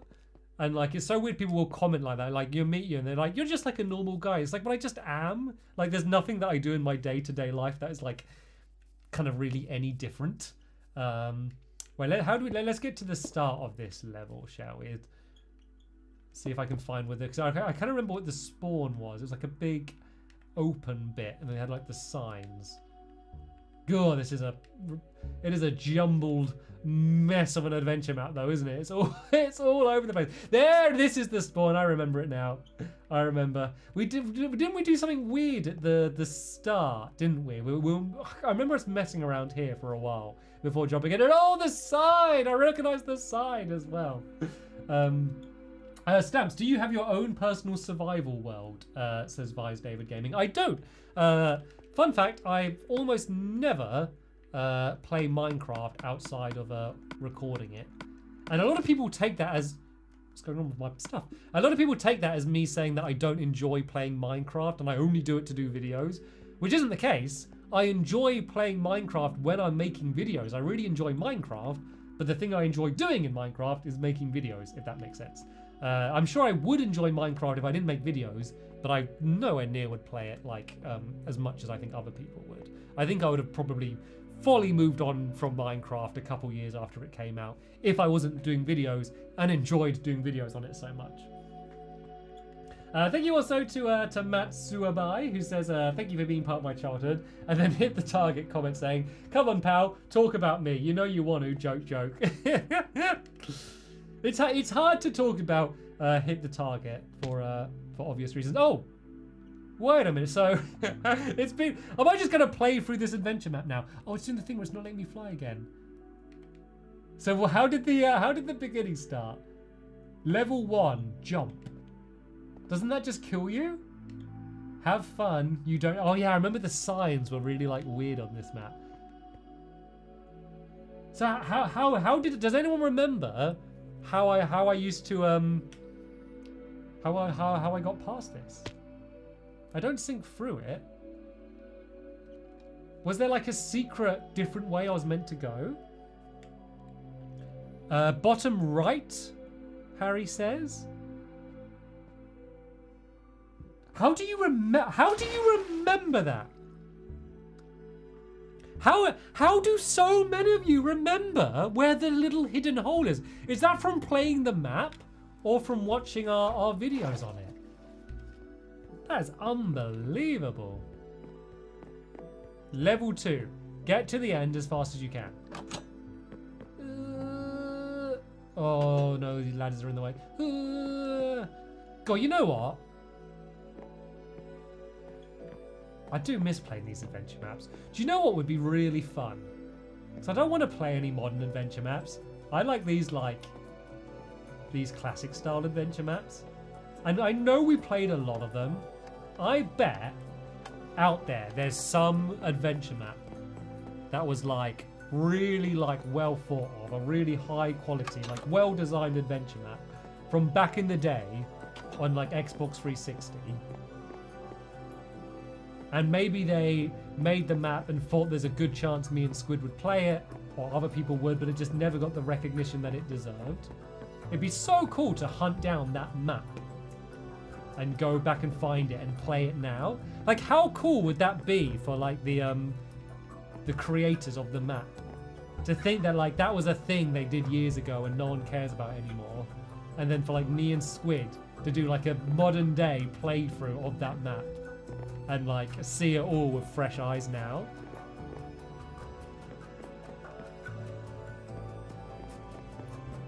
That'd be a cool thing to do. Does anyone know any old maps like that would be cool to do that with?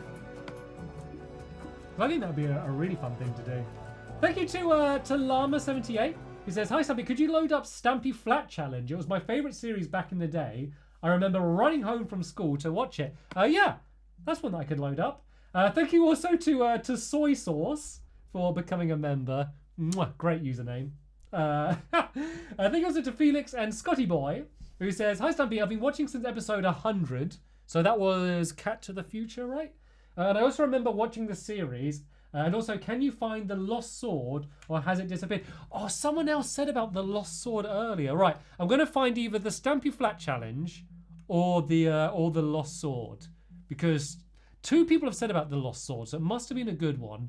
Let me know if you see me go past it. There's the Stampy Flat. Oh, Stampy Flat Challenge. Oh, so that's the original world, and I guess this is the world that I built on it. Like this is like probably the end of the series version of it. So this was the series. Basically, I created my own custom super flat. So they had all these different layers, and I had to I set myself a bunch of goals I needed to complete. And I actually ended up doing a couple versions of this challenge because it was so much fun the first time. Tinks has donated. He says, "Stampy, you've been exposed now. I've already subscribed and started watching one of your podcasts. Also, another question. Do you use Bedrock or Java for your lovely world?"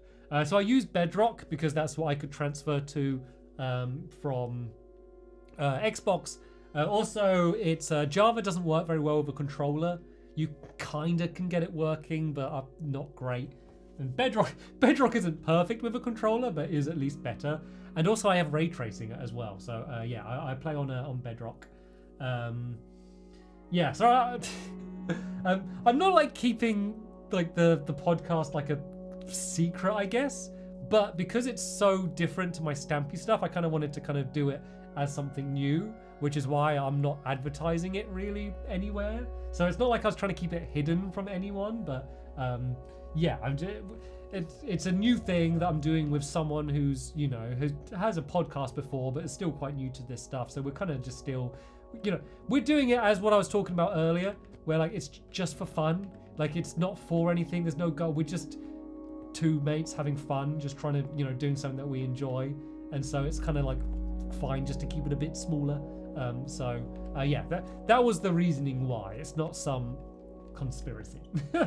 Thank you also to Melon Man, who says, "I wish I was in lockdown again. Spent the whole time rewatching Your Lovely World and Re-Solitude. Best time ever." Re-Solitude. That was a funner adventure map. Yeah, I'm glad that you. I feel like a lot of people kind of went back and was revisiting some of the older series during lockdown. Thank you also to Ben Gates, who says, "Hey Stampy, I started watching back when your cruise ship video came up about 8 years ago. I would watch you after school. Your new vids and streams still mean a lot, so keep going. Enjoy 2020. Oh, thank you so much for such a lovely message. Thank you as well to Richard Spencer, who says, "Hi Squid, will you ever want to do another video with your time machine in your lovely world? Also, I've always loved your video, past and present." So the reason I've avoided using the time machine is it's a bit of a cheat. It's a bit of like, it's, okay, this is gonna sound weird, but it's too convenient as a narrative structure. Because say if I kept reminding people that I have a time machine in my lovely world, any dramatic, say for example, theoretically, if my bedroom got blown up, if I kept using my time machine regularly, all of the comments on the video would be, "Quick Stampy, use your time machine, go back to before it was blown up and like stop it from getting blown up." You know, like, and any big event that happened, that would be like what everyone would say. So I've kind of ignored the fact that I have a time machine and tried to use the like anytime I have a decision like that, I always try and have like some sort of in-world logic behind it. So oh, hi Ollie. So Ollie, someone donated and did a comment and mentioned the podcast in the comment. And I read the comment out loud before reading it advanced, and it mentioned it by accident. So sorry, my bad. I didn't mean to. I didn't mean to mention it. But yeah, as I was saying, so anytime I have a decision like that, I always try and think what's the in-world reason for that. And the in-world reason is that things went so badly last time I used the time machine. Stampy's kind of decided to never use the time machine again in case things go badly again. So that's why when a dog dies or something bad happens, I can't just explain it away by using the time machine. And anyway, yeah, this was the series. So the series was, this was the landscape. And oh yeah, the sneezy things. I built a mob trap. So mob traps, if you don't know, basically is where you want mobs to spawn in a dark place, and then they get funneled, and then they would fall down here, and they would get gathered up. So all of this loot is stuff that I've gathered, but I did it as this big box, and then they were falling, and I was saying it was like someone sneezing. So every time like a mob spawned and would fall down, I'd go like achoo, and do it as if they've been sneezed out of this big achoo, of this big sneezy box achoo. So during the series, yeah, every time someone dropped, I did that, and I think some people found it funny, and then achoo, most people eventually just found it really annoying, but I found it really funny. And wasn't there another thing that I had some blocks that I think it was the floor. Every time the floor changed color, I think I just go like ooh or something. There was some sound. I mean, I think it just did it. Every time that happened, I did something as well, because I remember it freaking me out that the floor changed color, because I didn't know that was a thing. But yeah, so this was the surface of the world, and then I could dig down, and then there was all different layers, and I really spent a lot of time planning out all of these layers. So like the deeper I got, the more like valuable the layers would be for like decorating materials and things that I would need. Because obviously if I just had a layer of like iron really high up, it means I'd get really good items too quick, or like diamonds and stuff. So I really kind of spent a lot of time planning it out for, you know, in conjunction with the challenges that I had, and like having lava and stuff in the way. And then this area is where all of like the diamonds would spawn, but the diamonds have lava right on top of them. So obviously if I broke away to get a diamond, the lava would fall down, and so, or burn the diamond. So I'd have to like be clever in order to try and get it. So yeah, that's what this series was. And then I did another series called, so this was the Stampy Flat Challenge, and then I did the Stampy Back Challenge. So I titled it something weird that didn't make much sense, where I basically did this again, but I had a few changes. I think I had like, yeah, it was a completely different type of world, and it was, I had set challenges to complete, And then once I completed I was then able to go past like a checkpoint, which I think kind of spaced it out a little bit better. But that series I did when my channel overall was a little less popular. So I think just overall less people saw it. Although I think probably it was probably a little bit of a better series overall. But yeah, this is the Stampy Flat Challenge. And then the other world people were asking for was the Lost Sword, which I scrolled through earlier and I couldn't find it. So, oh, the Flats Back Challenge. That's what it was called. Thank you, everyone. Yeah, so, yeah, let's see if I can find the Lost Sword. Because I recognize the name, but I can't remember what it is. So if I scroll past it, let me know so I can find it. And I see people are suggesting me to do other worlds. Let me do the Lost Sword first, because I've mentioned it a bunch of times, and I haven't done it yet. Thank you to Hugh Fogg. He says, "Hey Stampy, you're an absolute legend. Would you ever go on the Waffling podcast with Joe Weller, Theo, and Luke? It would be the funniest thing ever." I'll be totally honest. I know some of you are probably going to laugh at me because I bet they're really famous. I don't know who those people are. I don't know what the podcast is. So can't really ask, do the question. But I'm up for joining other people's podcasts as long as they're good. So there's this one here, which is just their YouTube channel. So I couldn't find it earlier. So I don't know what this world is. But this could be the Lost Sword. What if the time machine sent you to the future? Cosmic Nexus says. That could be cool. But it'd also be hard because if it's the future of my lovely world, then there should be a bunch of other things that I'm meant to have built. But then I'd have to actually build them all, which would kind of be spoilers and stuff. Maybe if it does slightly to the future. Yeah, hey, who knows? Maybe like I didn't destroy the time machine, so it's always there as a potential to use it again. But I just didn't want to use it too much. Thank you to Disco. Love your gamer picture, well, your profile picture, by the way, of Ori. Named my cat after that game. Says, "Hi Stampy, long-time fan. Have you ever revisited the Re-Solitude map? There were some super amazing builds on that map, and always my favorite series from you and Stampy." Yeah, that might be another good one to check out. I remember that. That was a huge map. I remember there was like one big, wasn't there like a one big giant tall area, like a tower that we were inside? Then there was all lava on the floor. And then didn't I get loads of cats that kept burning? Was it that one? Is that the one you're talking? I think that's the one that you're talking about. But yeah, I have no idea what world I'm loading up now. Thank you to Tom's Plays, who says, "Happy New Year, Stampy. I wish you all of the best for this year. Thank you for making everyone's childhood amazing." And then an okay emoji. Thank you so much. Thank you also to No Chuwu, or Not Uwu maybe, who says, "Hi Stampy, I just wanted to say thanks for making my childhood great. And could you say hi to Leah and Lewis? We both love your videos." Yeah, sure. I'm not sure if it's pronounced Leah or Lee, so I'll say both. And Lewis, yeah, thank you so much for watching my videos. Right, I don't know where we are, so I don't know what this world is. I know the YouTube channel of who made it. Oh, but this is the Mystery of Grave Hall Manor. Who remembers this one? Which one was this one? Keep this way.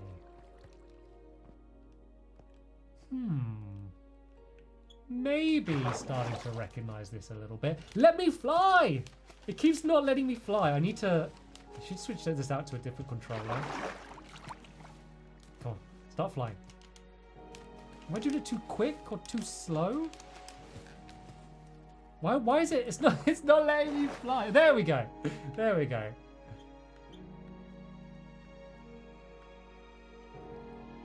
Does anyone remember this one? It's gotta be an old one, because it was so far down. Oh yeah, the Jarl. You arrived. Since you're looking for an adventure, our friends, the Calverts, have been heard from in a few weeks. We would like you to go to their manor, Gravehall, and see what is wrong. The gate is to the west. Oh, I miss these old adventure maps so much. I just remembered how much fun we had just reading the signs, especially when like the signs had like typos in or were just really confusing. It always ended up being really funny. Anyway, this isn't the one I want to find the lost sword. Isn't it quite ironic that the lost sword is the one that was lost? A lot of people are remembering it. This one is very old. A lot of people are saying. Oh, Disco says that's the one. You had you had a dozen cat spawn eggs that you placed everywhere in a massive lava parkour. It didn't go very well. Yeah, no, I did. That was a very long one. I do. I remember that one. So yeah, let's look for either the Lost Sword or Re Solitude. I'm pretty sure the Lost Sword was older than Re Solitude. Let's see if we can track it down. I streamed for way longer than I thought I was going to. I'm gonna have to stop soon just because I'm getting quite hungry. I haven't had dinner yet. Oh, that's Wonder Wharf. That was the Wonder Quest themed adventure map. The Sky Den. Sword of Auskar. Remember that one? That's not the Lost Sword though, right? The Forgotten Veil. There's the first Sword of Auskar. Fever Building Hunger Games.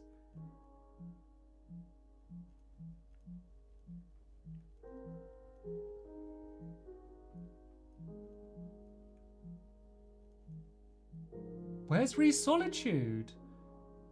Did I go past it?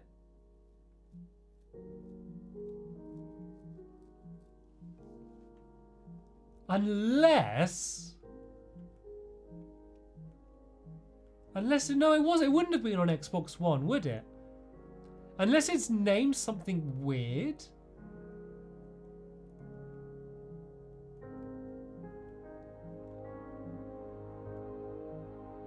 Should we look at the Forgotten Veil? I kind of want to check that one out. I can't remember it. Once again, ironic the fact it's called the Forgotten Veil. I'm like, I can't remember the veil, but I really remember the name, and I have like, when I think of the name, I have a positive emotion in my mind. So I think it's probably a good one. Oh, people are saying Cryptic Kingdom. Is that what it is?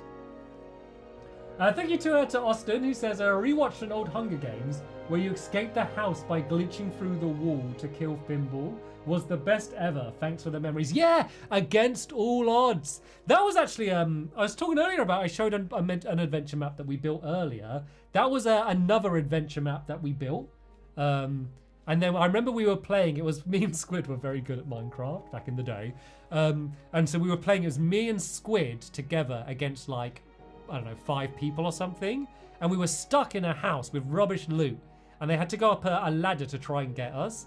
But we were able to escape by glitching through the wall and surprising them. And it was literally the best ending to a Hunger Games moment ever. Did I do a top 10 like Hunger Games moments? I swear that I did a top 10 and that was on it. If not, if you search Against All Odds Stampy Hunger Games, you should be able to get it. Top 10 Hunger Games Stampy. Did I do that as a top 10? Yeah, I did. Oh, I also did a top 10 adventure map moments. So if you wanted to check that out, you could. Just advertising my own videos to you. But I'm not sure if that was like Hunger Game moments or maps. Oh yeah, top 10 favorite Hunger Game videos. So it would be in that, or search Against All Odds. But yeah, it was a funny moment. Thank you also to Matthew Coey and Eleanor Sin as well. Thank you for the donations. Saskia, hello, welcome to the stream. Says hello, hello, hello. Watch all this then. Yeah, don't worry about the thumbnail with the Guitar Hero controller. We're just loading up some old Xbox 360 maps and going through some memories.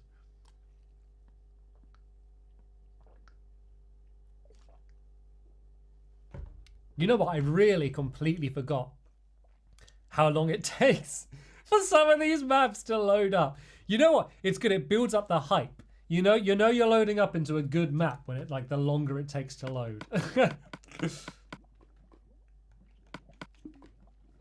Right. So is this the end of the map?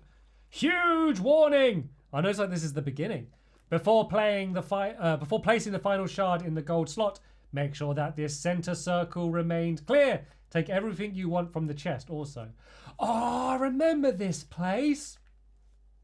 Didn't we fight the Ender Dragon here? I remember there being loads of... I think we fought... Oh, look, this is obviously where we set our spawn. God, these maps are insane. They're so good. Didn't we fight the Ender Dragon here? Somehow. I think we did. Oh, is this in the? This isn't in the end. Oh, there's a roof that hadn't loaded in. I'm sure we fought the Ender Dragon here. Yeah, for those just joining, this is the Forgotten Vale. Thank you to Mewtwo fan, who says, "Hey Sams, thanks for making me happy in my childhood. Could you maybe revisit the quest to kill the Ender Dragon?" So we briefly revisited it earlier, but Squid joined the chat and we decided that we might do a one-off video, kind of revisiting all of the stuff in that world. So that's to come. Thank you also to Sarv, who says, "Hi Stampy, I just wanted to say thank you for making my childhood. I've been a long-time fan for about 9 years. Your videos were so inspiring to watch. Thank you for everything. Love, Savannah." Oh, thank you so much. God, look at this map. Look at that. I do kind of remember this, you know. I do kind of remember this.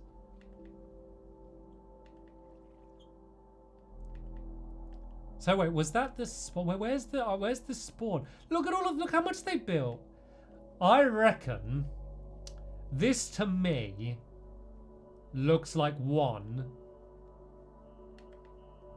that was built on PC and then converted to Xbox.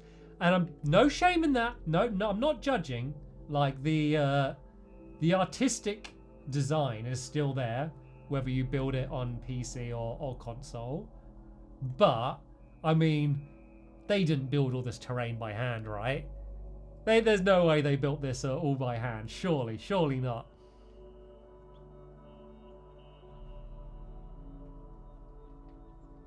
Wasn't there one where the boats were glitching? Yes, there was, Squid.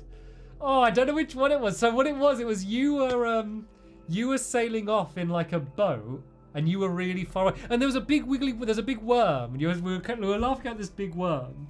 And then you were sailing off in a boat, and then I was like punching. No, but on my, that's it. You were out on a boat on your screen, but on my screen you were just standing there like this, with your weird open mouth. And then I was like, "Squid, are you sailing a boat?" And you were like, "Yeah, I'm just sailing a boat." And then I punched you, and I was like, "Did you just get hurt?" And you were like, "Yeah." And you were like on the other side of the map, and I was just punching you, and you were just getting hurt again and again and again. I think I did do a top 10 adventure maps. And seeing as we're getting nostalgic for old adventure maps, that might be one people enjoy. Top 10 adventure map. And it was adventure map, like funny moments from adventure maps. And I'm pretty sure, yeah, top 10 adventure map moments. So there's a whole bunch, there's more in the video than the 10, because in the intro and outro I include a bunch more. But yeah, I've put a link. It's going past in the chat now.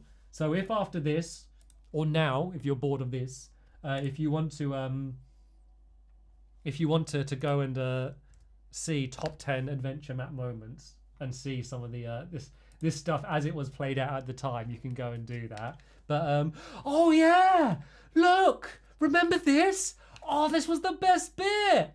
I remember the first time I saw this bit, I just couldn't believe that this was done in Minecraft. And then I remember when I saw this funny face, me and Squid laughed so this is probably, this view that I'm seeing right now is probably the funniest single view that there is in Minecraft.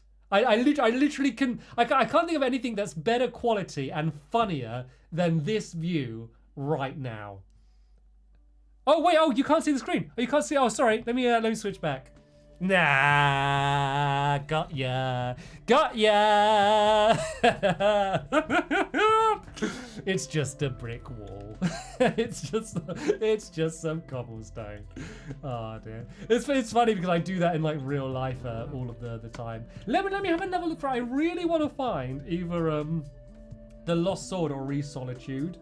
What I think it might be is that maybe they were on an older Xbox, because, you know, Xbox 360s, as great as they were, they did have a tendency to just suddenly just stop working. So I did go through multiple Xbox 360s while doing Minecraft. Oh, people are saying Cryptic Kingdom. Is that just I can't remember Cryptic Kingdom. That is it, or is that Re-Solitude? But that's just what the map's called. Let me Stampy Cryptic Kingdom. Oh, it's that one! Oh, of course I remember that one. So yes, so that was the one that was done by MC Miracle. That was the one that was made for us and had like a bunch of Easter eggs and stuff. Oh, of course. Why did I not remember Cryptic Kingdom? Do you know what I think it is? It's because when we recorded it and we first sent it, it didn't have a name. So like he made this amazing giant map, and he was like, and I was like, oh, what's it called? And he was like, I don't know. Oh, MC Miracle. Oh dear. And Daisy. That was one loaded up playthrough with Daisy. They've got the Enchanted Island. Oh, the Royal Air Battle. That was a fun one. Thank you to Popcorn, who says, hey Stamps, just wanted to thank you for all the memories that made my childhood, and I wanted to ask you if you could say happy birthday for Trey. Also, will we ever see you and Squid do adventure maps again? Happy birthday, Trey! I hope you're having an amazing day. And in terms of adventure maps, I mean, Squid's in the chat. You'd have to ask him. So sort of asks, Lava Archipelago, Sort 2, Weathertop Defense, Steampunk Isle. So there's Skyden. Once again, I kind of don't want to look around Skyden too much because Squishy's not here. I feel like it'd be weird doing it by myself. Zombie Adventures, Island of Eden.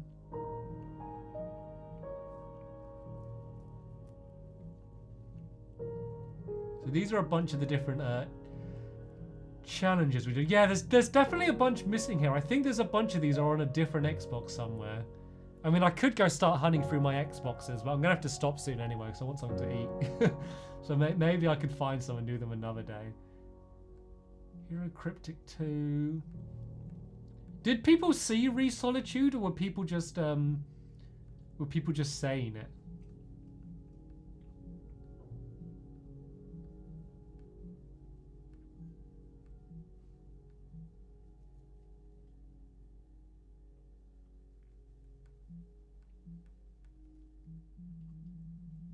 Yeah, maybe I'll have to be like, now I've got like the power cable and it all set up, like it would actually be quite quick switching out Xboxes and I don't need to put them online or anything. So maybe I could go and have a look through I look through some of these different Xboxes. So let's look at Island of Eden, and then yeah, then I think I'm going to call it a day and go and have some dinner in my tum-tums because I'm hungry. Oh, I'm hungry. Christopher Robin, I want some honey. Me and Squishy were doing like before bed we were a bit looping. We were just doing bad impressions of like of Winnie the Pooh for ages. Oh, Piglet, I want some honey for my tum tum. And we're just doing it for ages. I found it really funny. Thank you to Kyle, who says, hey Sams, I was looking on YouTube to see when The Lost Sword was released, and it was after the Disney Pixar Hunger Games. Maybe look above that. Oh really? Okay, maybe we'll have one more quick look. My favourite is always the Infected Temple, Matthew says, which I believe that was the first one we did, right? And that was funny, just because we had no idea even what an adventure maps were like. That was a lot of fun. Thank you to Vice David Gaming. It says, Stamps, do you know Daft Punk? If you do, how do you feel that they broke up? Did they break up? I thought they just like finished. I thought they just kind of retired. I didn't know they actually like did they fall out? But yeah, I love Daft Punk.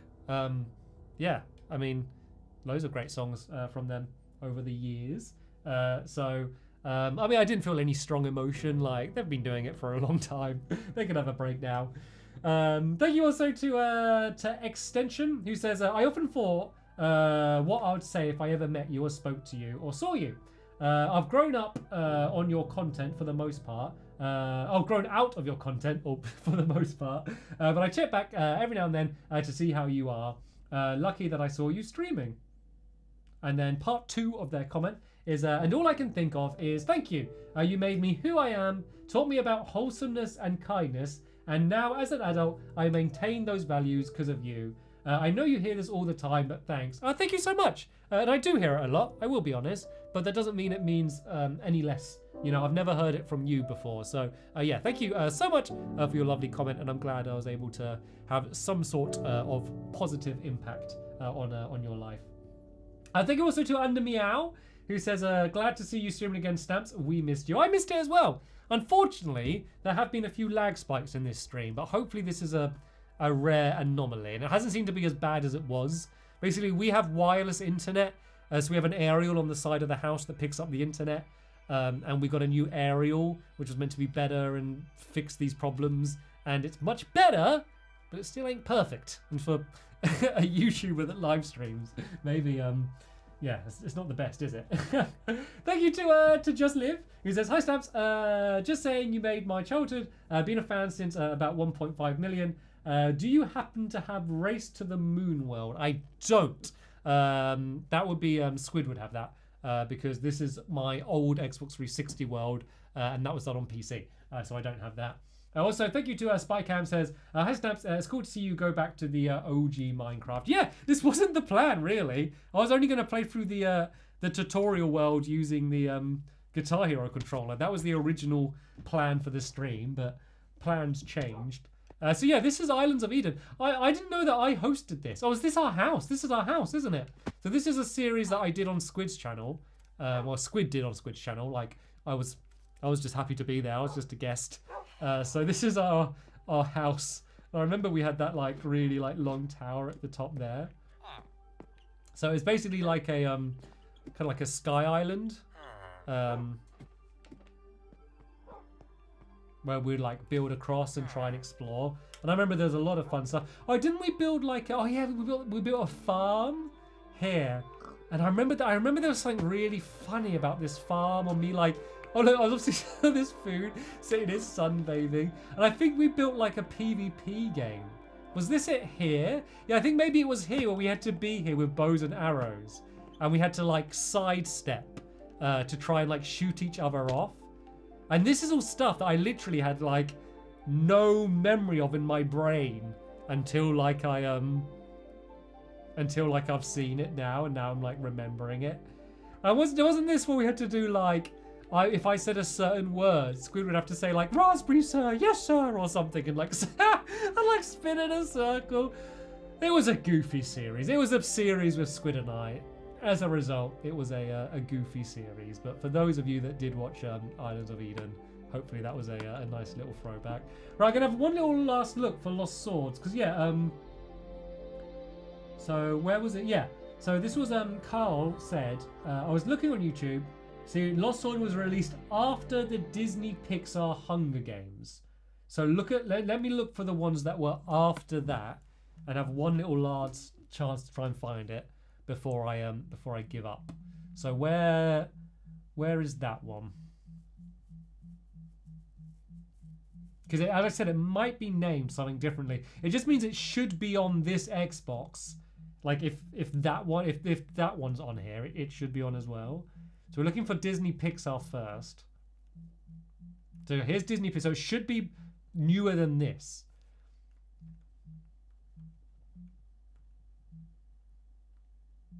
So that's the Hunger Games. Chrono's Awakening?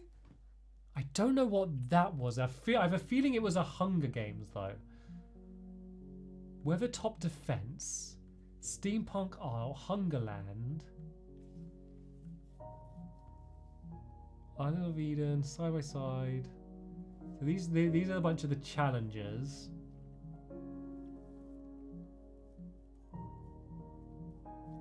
Don't think it's here, you know. Don't know where it is. I wouldn't have deleted it.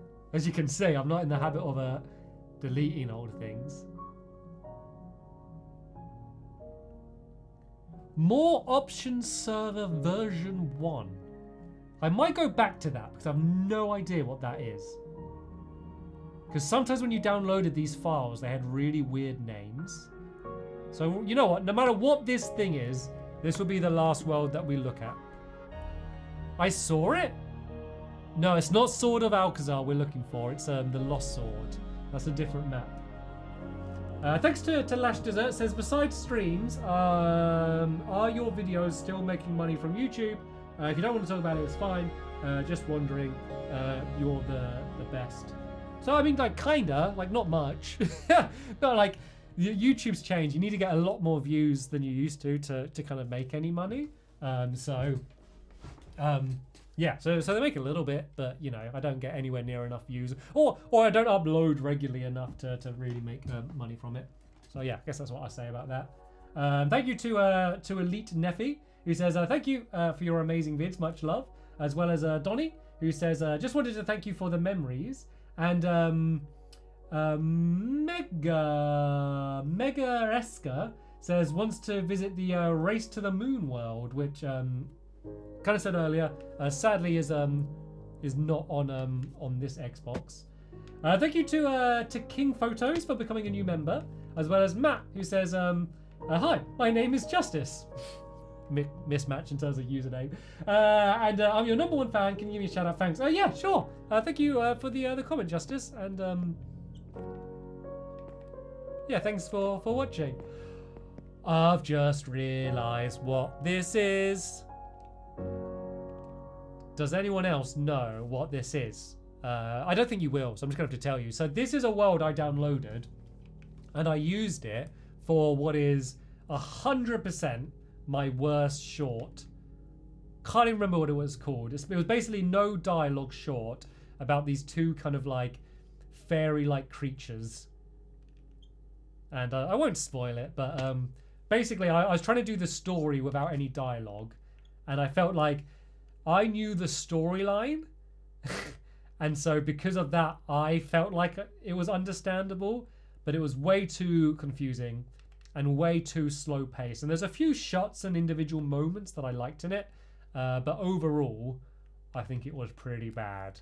So, yeah, sorry if some of you might like it. It's obviously preference. But this is the world that I used for that, and I'm sure most of you don't recognize it. And here we go. This was the house that one of the characters lived in. So yeah, I didn't know what this world was. So it looks like I can't find it. So as I said, I might try loading up some different Xboxes to have a look through to see if I can find any of the other worlds that I couldn't find here. But yeah, apart from that, I think I'm going to call it a day for today. Thank you all for watching the stream. There'll be some other streams popping up here and there, but for now I'm going to focus on trying to get ahead recording Lovely World videos, so they'll be able to return, and then the night challenge as well, a series that I just started. I want to continue that. If you didn't hear earlier, I got COVID over the holidays, so I wasn't able to record, which basically yeah, meant that I fell really far behind on videos, and I now need to try and catch up. So that is what I am going to be doing. Thank you all for enjoying the stream. Yeah, pretty maybe I'll change the. I'll leave the thumbnail as it is. It's kind of a funny joke, the fact that the the thumbnail for the stream where I'm just checking out Minecraft worlds is for some reason me with a guitar or a controller. It's goofy, it's silly, it makes no sense, but that's not always a bad thing. Before I go, I want to say thank you to the last few donations that came through. Thank you to Dr. Guacamole, to Nick Borlas, to TWI Sty, who says, good to see you again. You made my childhood and I hope you're doing well. Thank you very much. Thank you to Greg Stein, Wolfgang, hit the target once again, who says, ooh, lovely world, in brackets, insert spoilers here. See you later, buddy. Thank you so much, hit the target, which is a weird thing to say. But yeah, thank you all so much for watching the stream. Hope you all had a lovely time, and I'll see you all in the next one. Bye.